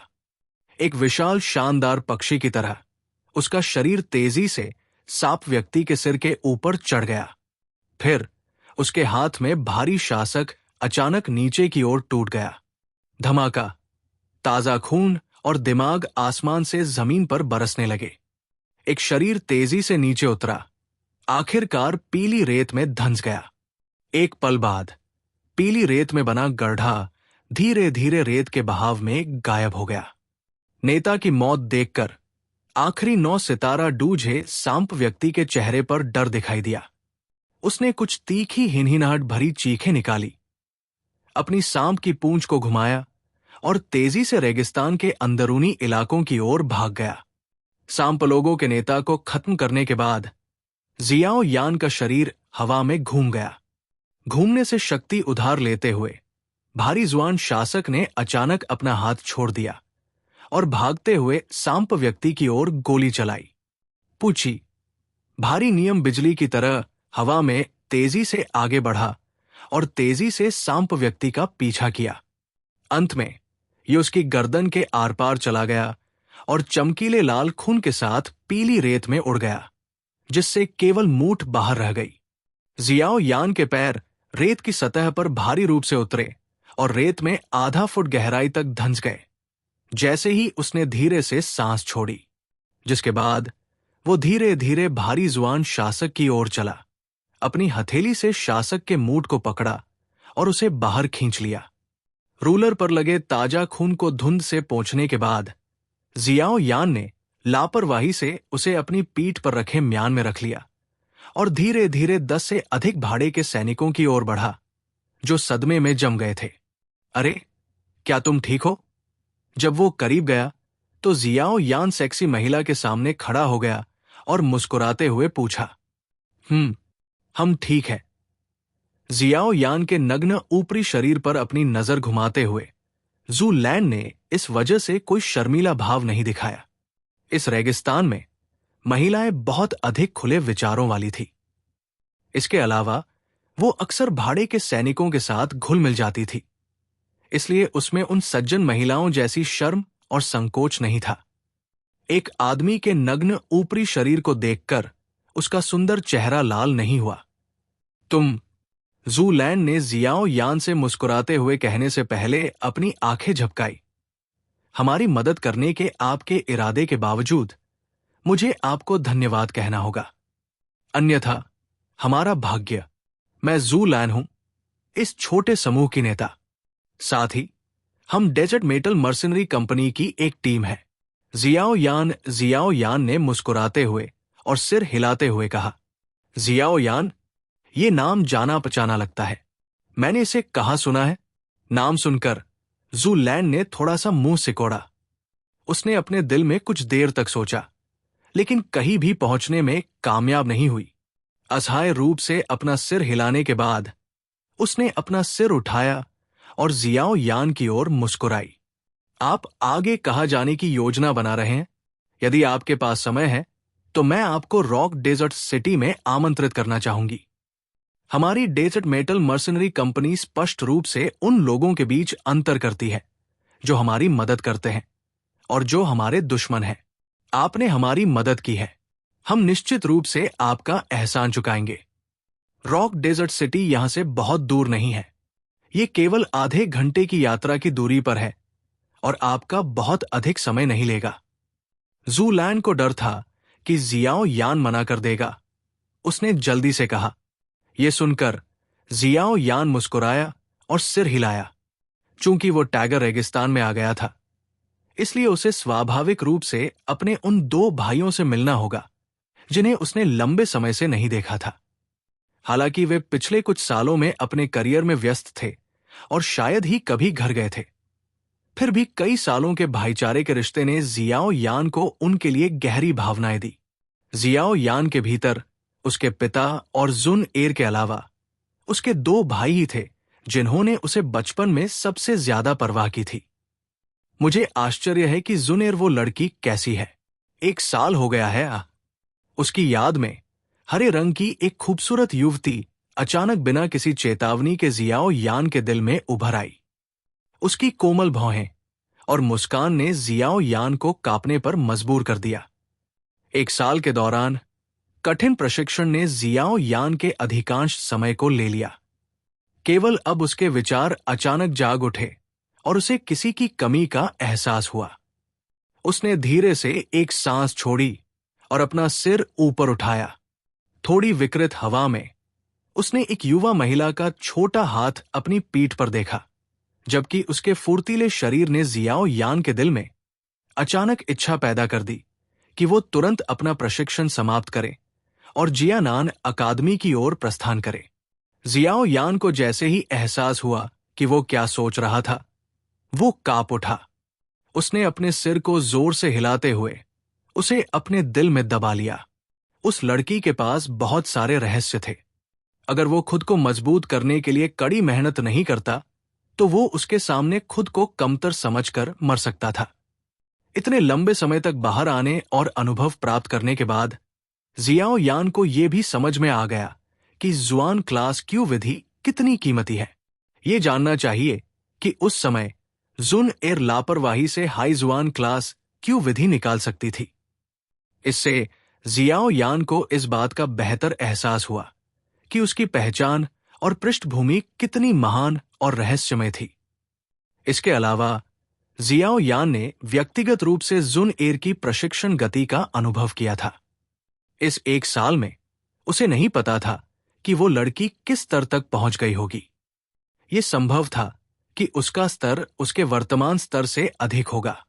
उफ, मुझे आश्चर्य है कि जियानान अकादमी में उसका जीवन कैसा होगा। लेकिन उस लड़की के रूप और व्यवहार के साथ यह संभावना थी कि उसके कई प्रशंसक होंगे।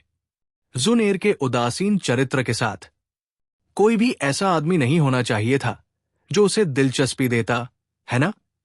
अपनी नाक रगड़ते हुए जियाओ यान ने अपना मुंह खोला और एक आत्ममुग्ध मुस्कान दी। हर बार जब वो इस सवाल के बारे में सोचता तो वो खुश हो जाता। उसे खुशी थी कि उस समय उसने गलती से और हास्यास्पद रूप से इस लड़की का दिल जीत लिया था। लेकिन यह देखना दुखद था। जब मैं छोटा था तब भी मैं ये देखने की कोशिश कर रहा था कि क्या डू क्यू वास्तव में मेरे शरीर के अंदर है। उस उम्र में मैं क्यूई पथों को गर्म करने के बारे में कुछ कैसे जान सकता था। लेकिन मैंने इतने सालों तक कोशिश क्यों की? मुझे मत बताओ कि उस समय मेरे पास पहले से ही जुन एर के प्रति गुप्त इरादे थे। ये कैसे हो सकता है? कुछ बेहद हास्यास्पद सवाल अचानक उसके दिल में उठे, जिससे जियाओ यान थोड़ा निराश हो गया और उसने बड़बड़ाना शुरू कर दिया। जूलैंड ने अपना सिर झुकाया और जियाओ यान को देखा, जो अचानक उसके बगल में चुप हो गया था। उसी समय उसका चेहरा बदलता रहा, जिससे वो थोड़ा स्तब्ध महसूस कर रही थी। काफी देर बाद उसने आखिरकार मौका लिया और पूछा, अरे, क्या तुम ठीक हो? क्या तुम्हें जहर दिया गया है? ओह, के माफ करना, मैं विचलित हो गया था। मैं ठीक हूं। अपनी यादों से जागते हुए जियाओ यान पहले तो चुप हो गया। उसने आसपास के लोगों को देखा जो उसे घूर रहे थे, और माफी मांगते हुए अपना सिर हिलाए बिना नहीं रह सका। अगर तुम ठीक हो तो हम अभी रॉक ड्योट सिटी के लिए क्यों नहीं निकल जाते? तुम क्या कहते हो? जू लैंड ने अपना सिर झुकाया और जियाओ यान से पूछा। हाँ, ठीक है। जियाओ यान मुस्कुराया और अपना सिर हिलाया। फेईगाओ, ऊंट गाड़ी को बाहर निकालो। जियाओ यान को अपना सिर हिलाते हुए देखकर जू लैंड ने मुड़कर भाड़े के सैनिकों में से एक को हाथ हिलाया और आदेश दिया। ठीक है। भाड़े के सैनिकों में से एक ने मुस्कुराया और सिर हिलाया, जिसके बाद वो तेजी से पास के रेत के टीले में गया और एक ऊंट गाड़ी को बाहर निकाला और उसे ले आया। जियाओ यान को एहसास हुआ कि गाड़ी के पीछे के डिब्बे पर 2 टियर एक मैजिक बीस्ट की लाश थी। लाश पर अभी तक गाढ़ा होने वाला ताजा खून देखकर ये जू लैंड और उसके छोटे समूह का शिकार होना चाहिए। इस तरह की रेगिस्तानी गाड़ी का आकार बहुत बड़ा नहीं था, और इस तरह मैजिक बीस्ट की लाशों ने गाड़ी में लोगों के सवार होने के लिए कोई जगह नहीं छोड़ी। आप सबसे पहले उस चीज को रॉक ड्योट सिटी वापस लाएंगे। यहां जो कुछ हुआ उसकी रिपोर्ट कंपनी लीडर्स को दें। गाड़ी चला रहे भाड़े के सैनिक की ओर हाथ हिलाते हुए जू लैंड ने एक अच्छी तरह से अभ्यास किए गए तरीके से आदेश दिया। ही, ठीक है। मुझे विश्वास है कि ट्रूप लीडर एक नए दोस्त से मिलकर बहुत खुश होंगे। भाड़े के सैनिक ने ऊंट की पीठ पर अपने पैर मारने से पहले जियाओ यान को एक दोस्ताना मुस्कान दी। वो तेजी से शिकार के साथ रॉक डेजर्ट सिटी की ओर चल पड़ा। गाड़ी को तेजी से नजरों से ओझल होते हुए देखकर जियाओ यान मुस्कुराया। उसने लापरवाही से स्टोरेज रिंग से एक कपड़ा निकाला और उसे अपने शरीर पर पहना और गाड़ी की दिशा में आगे बढ़ गया। ये देखते हुए कि जियाओ यान आगे बढ़ गया है, जू लैंड ने जल्दी से अपने अधीनस्थों को आगे बढ़ाया। ग्रुप लीडर, क्या आपको लगता है कि जियाओ यान और 2 कंपनी लीडर कुछ हद तक एक जैसे दिखते हैं? जियाओ यान की पीठ को घूरते हुए डैन जी ने अपना सामान पैक करने के बाद अचानक कहा। ओह! ये सुनकर जू लैंड चुप हो गई। उसकी नजर जियाओ यान की पीठ पर चली गई। एक पल बाद उसका दिल अचानक हिंसक रूप से धड़कने लगा।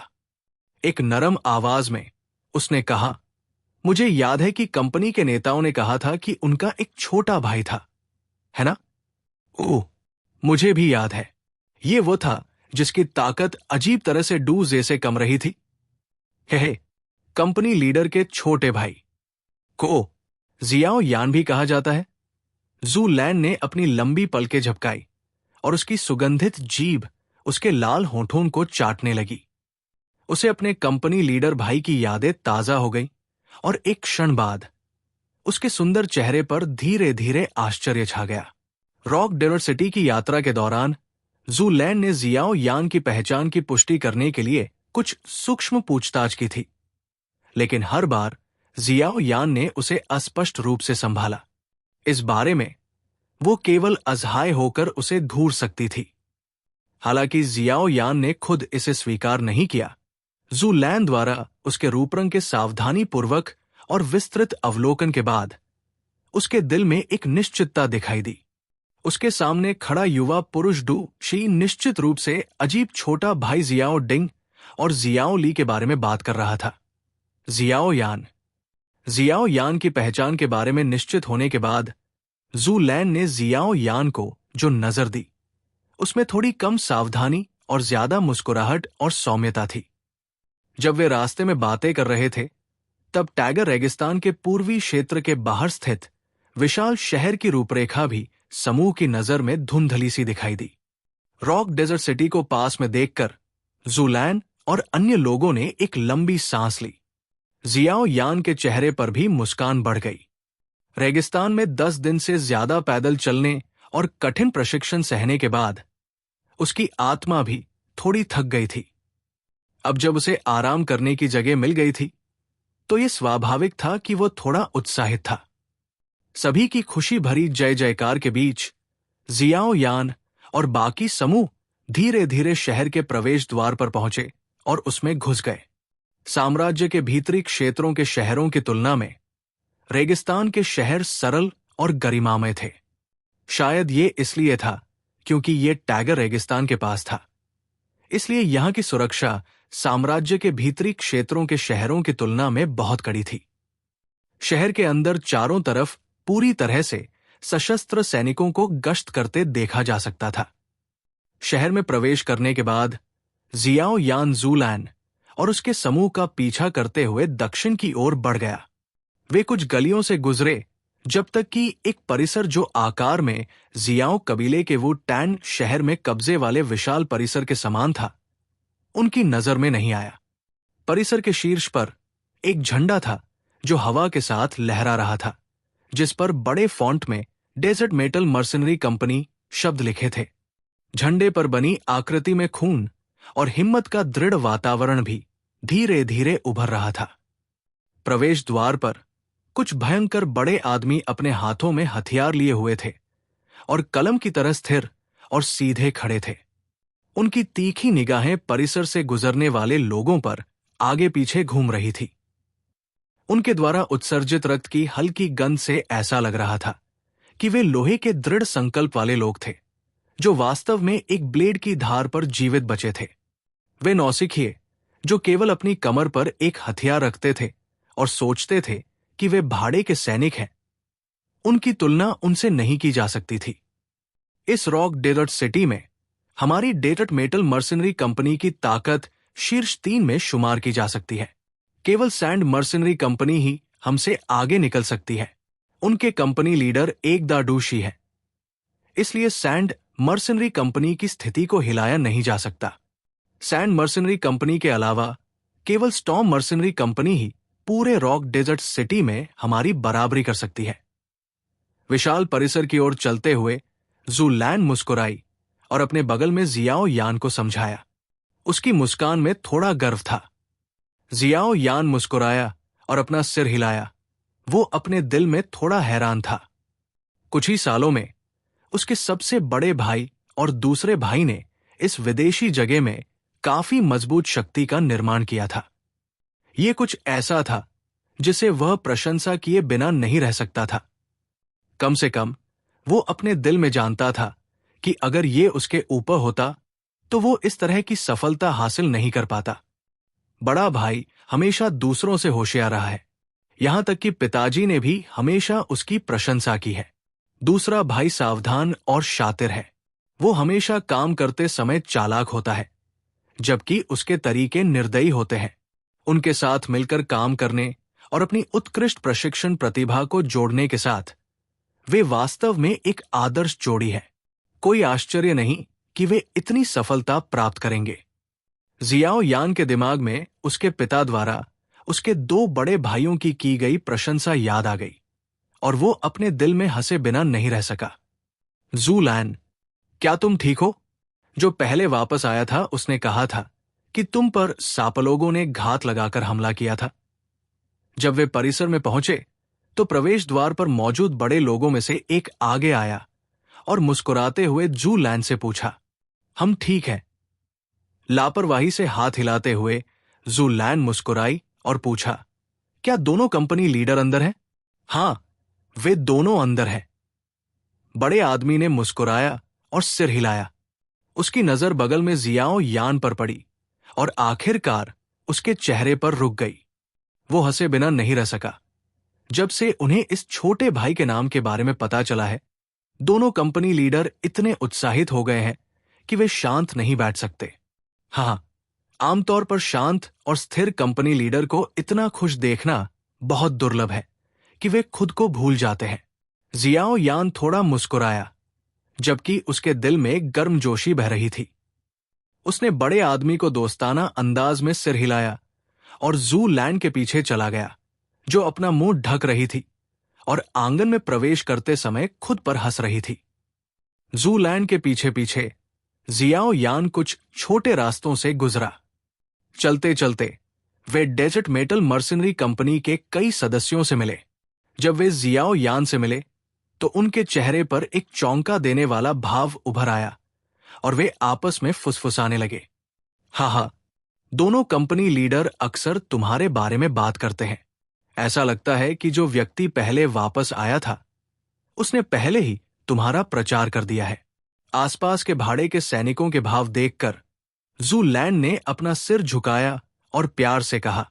जियाओ यान ने कड़वाहट से मुस्कुराते हुए सिर हिलाया। ऐसा लग रहा था कि उसने उसके दो भाइयों के साथ उसके रिश्ते का अनुमान लगा लिया था। जू लैंड का पीछा करते हुए और एक और छोटे रास्ते से गुजरने के बाद उनके सामने एक विशाल हॉल दिखाई दिया। हॉल के बाहर खड़े जियाओ यान को दो परिचित पुरुषों की आवाजें सुनाई दे रही थी। उसका चेहरा अचानक थोड़ा खट्टा हो गया। वे जियाओ निंग और कबीले के अन्य लोगों से अलग थे। इस दुनिया में जियाओ डिंग और जियाओ ली उसके सच्चे भाई थे, जो उसके खून के रिश्तेदार थे। चाहे जियाओ यान का चरित्र कितना भी शांत क्यों न हो, खून पानी से ज्यादा गाढ़ा था। वो खुद को उत्तेजित होने और खुद को भूलने से खुद को रोक नहीं सका। एक गहरी सांस लेते हुए जियाओ यान ने अपने बगल में जू लैंड से माफी मांगते हुए मुस्कुराया, जिसके बाद वो धीरे धीरे दरवाजे की तरफ बढ़ा। वो उसे धक्का देकर खोलने ही वाला था कि दरवाजा एक कर्कश आवाज के साथ खुला। जब दरवाजा खोला गया तो अचानक एक युवक का चेहरा दिखाई दिया, जो जियाओ यान जैसा ही दिख रहा था। युवक ने भाड़े के सैनिक की वर्दी पहनी हुई थी। उसका लंबा कद सीधा और मजबूत था। उसकी उन गहरी काली आंखों में आलस्य और ठंडी कठोरता थी। उसके चेहरे पर उसकी मुस्कान छलक रही थी, हालांकि इसके नीचे एक हल्की उग्रता और क्रूरता छिपी हुई थी। स्पष्ट रूप से ये युवक भले ही अच्छा स्वभाव वाला दिखाई दे, लेकिन वो ऐसा व्यक्ति था जो दूसरों को तब भी नाराज नहीं करता था जब दूसरे उसे नाराज नहीं करते थे। अगर कोई उसे नाराज करता तो वो एक उग्र व्यक्ति था जो मरते हुए भी पलटवार करता। दरवाजा खोलने वाले युवक ने बाहर खड़े युवक को घूर कर देखा। वो एक पल के लिए हैरान रह गया, क्योंकि उसका शरीर सख्त हो गया था। उसके चेहरे पर जो मुस्कान छिपी थी वो अचानक गायब हो गई। एक शानदार और गर्मजोशी भरी मुस्कान, जो शायद ही कभी युवक के चेहरे पर उभरी हो, अब वहां दिखाई दी। युवक की गर्मजोशी भरी मुस्कान देखकर जियाओ यान की नाक की नोक थोड़ी लाल हो गई। उसकी आंखें थोड़ी नम हो गई। जब वे कबीले में थे तब भी जब वो अपंग बन गया था, जियाओ यान के सामने वाला युवक जियाओ यान के बचे हुए गौरव की सावधानी पूर्वक रक्षा करता रहा था। वो एक क्रूर भेड़िए की तरह था जो कबीले के किसी भी सदस्य को काटता था जो जियाओ यान का मजाक उड़ाता था, जब तक कि वे बुरी तरह घायल न हो जाए। ऐसा करने के बाद वो कबीले द्वारा दंडित किए जाने के निशानों को पहने हुए जियाओ यान के हताश आत्म को मुस्कुराना और सांत्वना देना नहीं भूला। दूसरा भाई। अपनी आंखों से आंसू पोंछते हुए जियाओ यान ने अपने सामने खड़े युवक को देखा और कांपती आवाज में चिल्लाया, हाँ, जियाओ यान जी, तुम सच में आ गए हो। हाँ हाँ। युवा भाव देखकर युवक ने अपना मुंह खोला और मूर्खतापूर्ण हंसी हंसी, जिसके बाद उसने एक कदम आगे बढ़ाया और जियाओ यान को जोर से गले लगाया।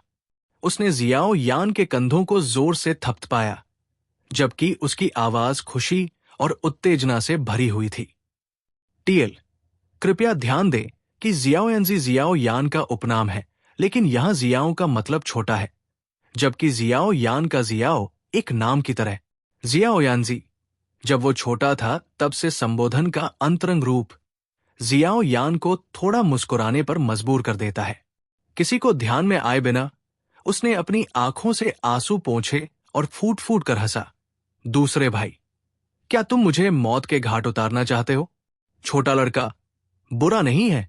क्या तुम्हारे शरीर की अजीब समस्या हल हो गई है? जियाओ ली ने मुस्कुराते हुए जियाओ यान को छोड़ दिया। उसने जियाओ यान के कंधों को थपथपाया और खुशी से पूछते हुए जियाओ यान के चारों ओर अपनी नजर घुमाई। हाँ, जियाओ यान ने सिर हिलाया। चलो पहले बड़े भाई को देखते हैं, वो काफी देर से इंतजार कर रहा है। बोलते हुए उसने जियाओ यान को पकड़ लिया, मुड़ा और जूलैंड का अभिवादन किए बिना हॉल में भाग गया, जो जियाओ यान के बगल में खड़ी थी। हॉल में प्रवेश करते हुए जियाओ यान की नजर नेता की सीट पर बैठे युवक पर पड़ी। उसने सफेद लबादा पहना हुआ था और जियाओ यान को कमरे में प्रवेश करते देख मुस्कुरा रहा था। उसकी आंखें, जो आम लोगों की आंखों से ज्यादा चमकीली थी, उनमें एक ऐसी समझदारी और चालाकी थी जिसे पहचानना मुश्किल था। जियाओ यानजी, मैंने तुम्हें कुछ सालों से नहीं देखा है, तुम वाकई बड़े हो गए हो। सफेद कपड़े पहने युवक धीरे धीरे खड़ा हुआ और उस युवक को घूरने लगा जिसकी लंबाई जियाओ ली के बराबर थी। मुस्कुराते हुए उसकी आंखों में एक स्नेह और कोमलता का भाव था। बड़े भाई, जियाओ यान ने गहरी सांस ली। उसने अपने दिल की लहरों को दबा लिया। उसके चेहरे पर भाव धीरे धीरे सफेद कपड़े पहने युवक की तरह शांत होते जा रहे थे। उसने मुस्कुराते हुए कहा, बड़े भाई भी और भी ज्यादा सुंदर होते जा रहे हैं। ये देखकर कि जियाओ यान अपने दिल की भावनाओं को आसानी से दबा सकता है। सफेद कपड़े पहने युवक के चेहरे पर आश्चर्य की झलक दिखाई दी। उसने सिर हिलाया और प्रशंसा की। छोटे लड़के, ऐसा लगता है कि हमारे जाने के बाद तुमने बहुत कुछ अनुभव किया है। इस तरह की मानसिक शक्ति ऐसी है जिसकी तुलना तुम्हारा दूसरा भाई भी नहीं कर सकता। उस तरह का माहौल बहुत असहज हो सकता है, लेकिन उस माहौल के बिना मुझे आज इस मुकाम तक पहुंचने में वाकई मुश्किल होती। जियाओ यान ने अपना हाथ हिलाया और मुस्कुराया। केके, ये स्वाभाविक रूप से अच्छा है कि तुम आज जहां हो वहां पहुंच पाए हो। तुम्हारा दूसरा भाई मुझे उस समय तुम्हें अपने साथ न ले जाने के लिए दोषी ठहरा रहा था, लेकिन उस अवधि के लिए जिया मां साम्राज्य में यात्रा करने के बाद हम दोनों ने लगभग अपनी जान गंवा दी थी। अगर हम तुम्हें साथ लेकर आते तो क्या हम तुम्हें नुकसान नहीं पहुंचाते? कबीले में रहकर कम से कम पिता तुम्हारा ख्याल तो रख ही सकते थे। जियाओ डिंग मुस्कुराया और कहा, ठीक है, ठीक है, हमारे लिए एक दूसरे से मिलना बहुत मुश्किल है, इसलिए चलो अतीत की निराशाजनक बातों के बारे में बात करना बंद करें। सौभाग्य से जियाओ यानजी को कुछ नहीं हुआ, अन्यथा जब मैं भविष्य में वापस आऊंगा तो मैं निश्चित रूप से उन छोटे कमीनों को अच्छा सबक सिखाऊंगा। जियाओ ली ने अपना हाथ हिलाया और कहा, हाँ ठीक है, चलो निराशाजनक बातों के बारे में बात नहीं करते। जियाओ डिंग मुस्कुराया, अपनी नजर जियाओ यान पर घुमाई और हंसा। छोटे लड़के, जो रिपोर्ट मैंने वापस आए भाड़े के सैनिक से सुनी है, उसके आधार पर तुम्हारी ताकत दूसरे स्तर तक पहुंच गई है। यह सुनकर जियाओ यान के बगल में जियाओ ली ने आश्चर्यचकित चेहरे के साथ जियाओ यान को देखा। उसे याद आया कि जब वो वापस गया था तो जियाओ यान तीसरे और चौथे चरण के डू जीली के बीच बारी बारी से जा रहा था। इन 3-4 सालों में क्या वो वास्तव में उन दोनों को पकड़ने वाला था? हाँ, कुछ समय पहले प्रशिक्षण के दौरान मुझे डू शी में पदोन्नत किया गया था। अचकचका, कितना शानदार! इस तरह की प्रशिक्षण गति कुछ ऐसी है जिसकी तुलना आपके युवा होने के समय के शिखर से भी नहीं की जा सकती। जियाओ यान को अपना सिर हिलाते हुए देखकर जियाओ डिंग और जियाओ ली मदद नहीं कर सके और चिल्ला उठे, हैं, मेरे पास कड़ी मेहनत करने के अलावा कोई विकल्प नहीं है। आखिरकार 3 साल की समय सीमा नजदीक आ रही है। जियाओ यान ने अपने कंधे उचकाए और हंसा। 3 साल की समय सीमा? जियाओ डिंग और जियाओ ली क्षण भर के लिए चुप हो गए। थोड़ी देर बाद जियाओ ली ने धीरे धीरे अपने चेहरे पर मुस्कान वापस ले ली। उसकी आवाज भयावह और क्रूर थी जब उसने कहा, मैंने सुना है कि नालन कबीले से नालन यानरान पिता को सगाई खत्म करने के लिए मजबूर करने के लिए जियाओ कबीले में गया था। वे वास्तव में बहुत आगे निकल गए हैं। जियाओ डिंग ने मुस्कुराते हुए कहा। उसकी मुस्कान में थोड़ी ठंडक थी। डेजर्ट मेटल मर्सनरी कंपनी की मौजूदा ताकत के साथ मिस्टी क्लाउड संप्रदाय से लड़ना वास्तव में संभव नहीं था, लेकिन वो एक ऐसा व्यक्ति था जो हमेशा से जानता था कि कैसे सहना है। इतने सालों तक बाहर आकर खुद को निखारने के बाद उसकी सहन शक्ति पहले ही पूर्णता तक पहुंच चुकी थी। रॉक डेजर्ट सिटी में चालाक लोमड़ी जियाओ डिंग और शातिर भेड़िया जियाओ ली के नाम उनके विरोधियों को बेहद चिंतित कर देते थे। हां, मैं इन चीजों का ख्याल रखूंगा। बड़े भाई, दूसरे भाई, आप निश्चिंत रहें और अपनी ताकत विकसित करने पर ध्यान केंद्रित करें। भविष्य में मैं किसी महत्वपूर्ण व्यक्ति को अपमानित कर सकता हूं और मुझे अपनी जान की रक्षा के लिए आप दोनों पर निर्भर रहना होगा। जियाओ यान ने अपना सिर हिलाया और अपने होठों पर मुस्कान बिखेरते हुए कहा। जियाओ डिंग और जियाओ ली ने एक दूसरे की तरफ देखा। उनके चेहरों पर मुस्कान उभर आई और उन्होंने धीरे से कहा, भविष्य में चाहे जो भी हो, आपको बस ये याद रखना होगा कि हम भाई हैं। उस समय जब तुम्हारे दूसरे भाई और मैंने ये डेजर्ट मेटल मर्सनरी कंपनी बनाई थी, हम दोनों भविष्य में तुम्हारे रहने के लिए एक सुरक्षित जगह बनाने के बारे में सोच रहे थे। लेकिन अब स्थिति को देखते हुए ऐसा लगता है कि तुम्हें अब हमारी सुरक्षा की आवश्यकता नहीं है। जियो यान अनायास ही मुस्कुराया। उसकी मुस्कान गर्मजोशी की भावनाओं से भरी हुई थी।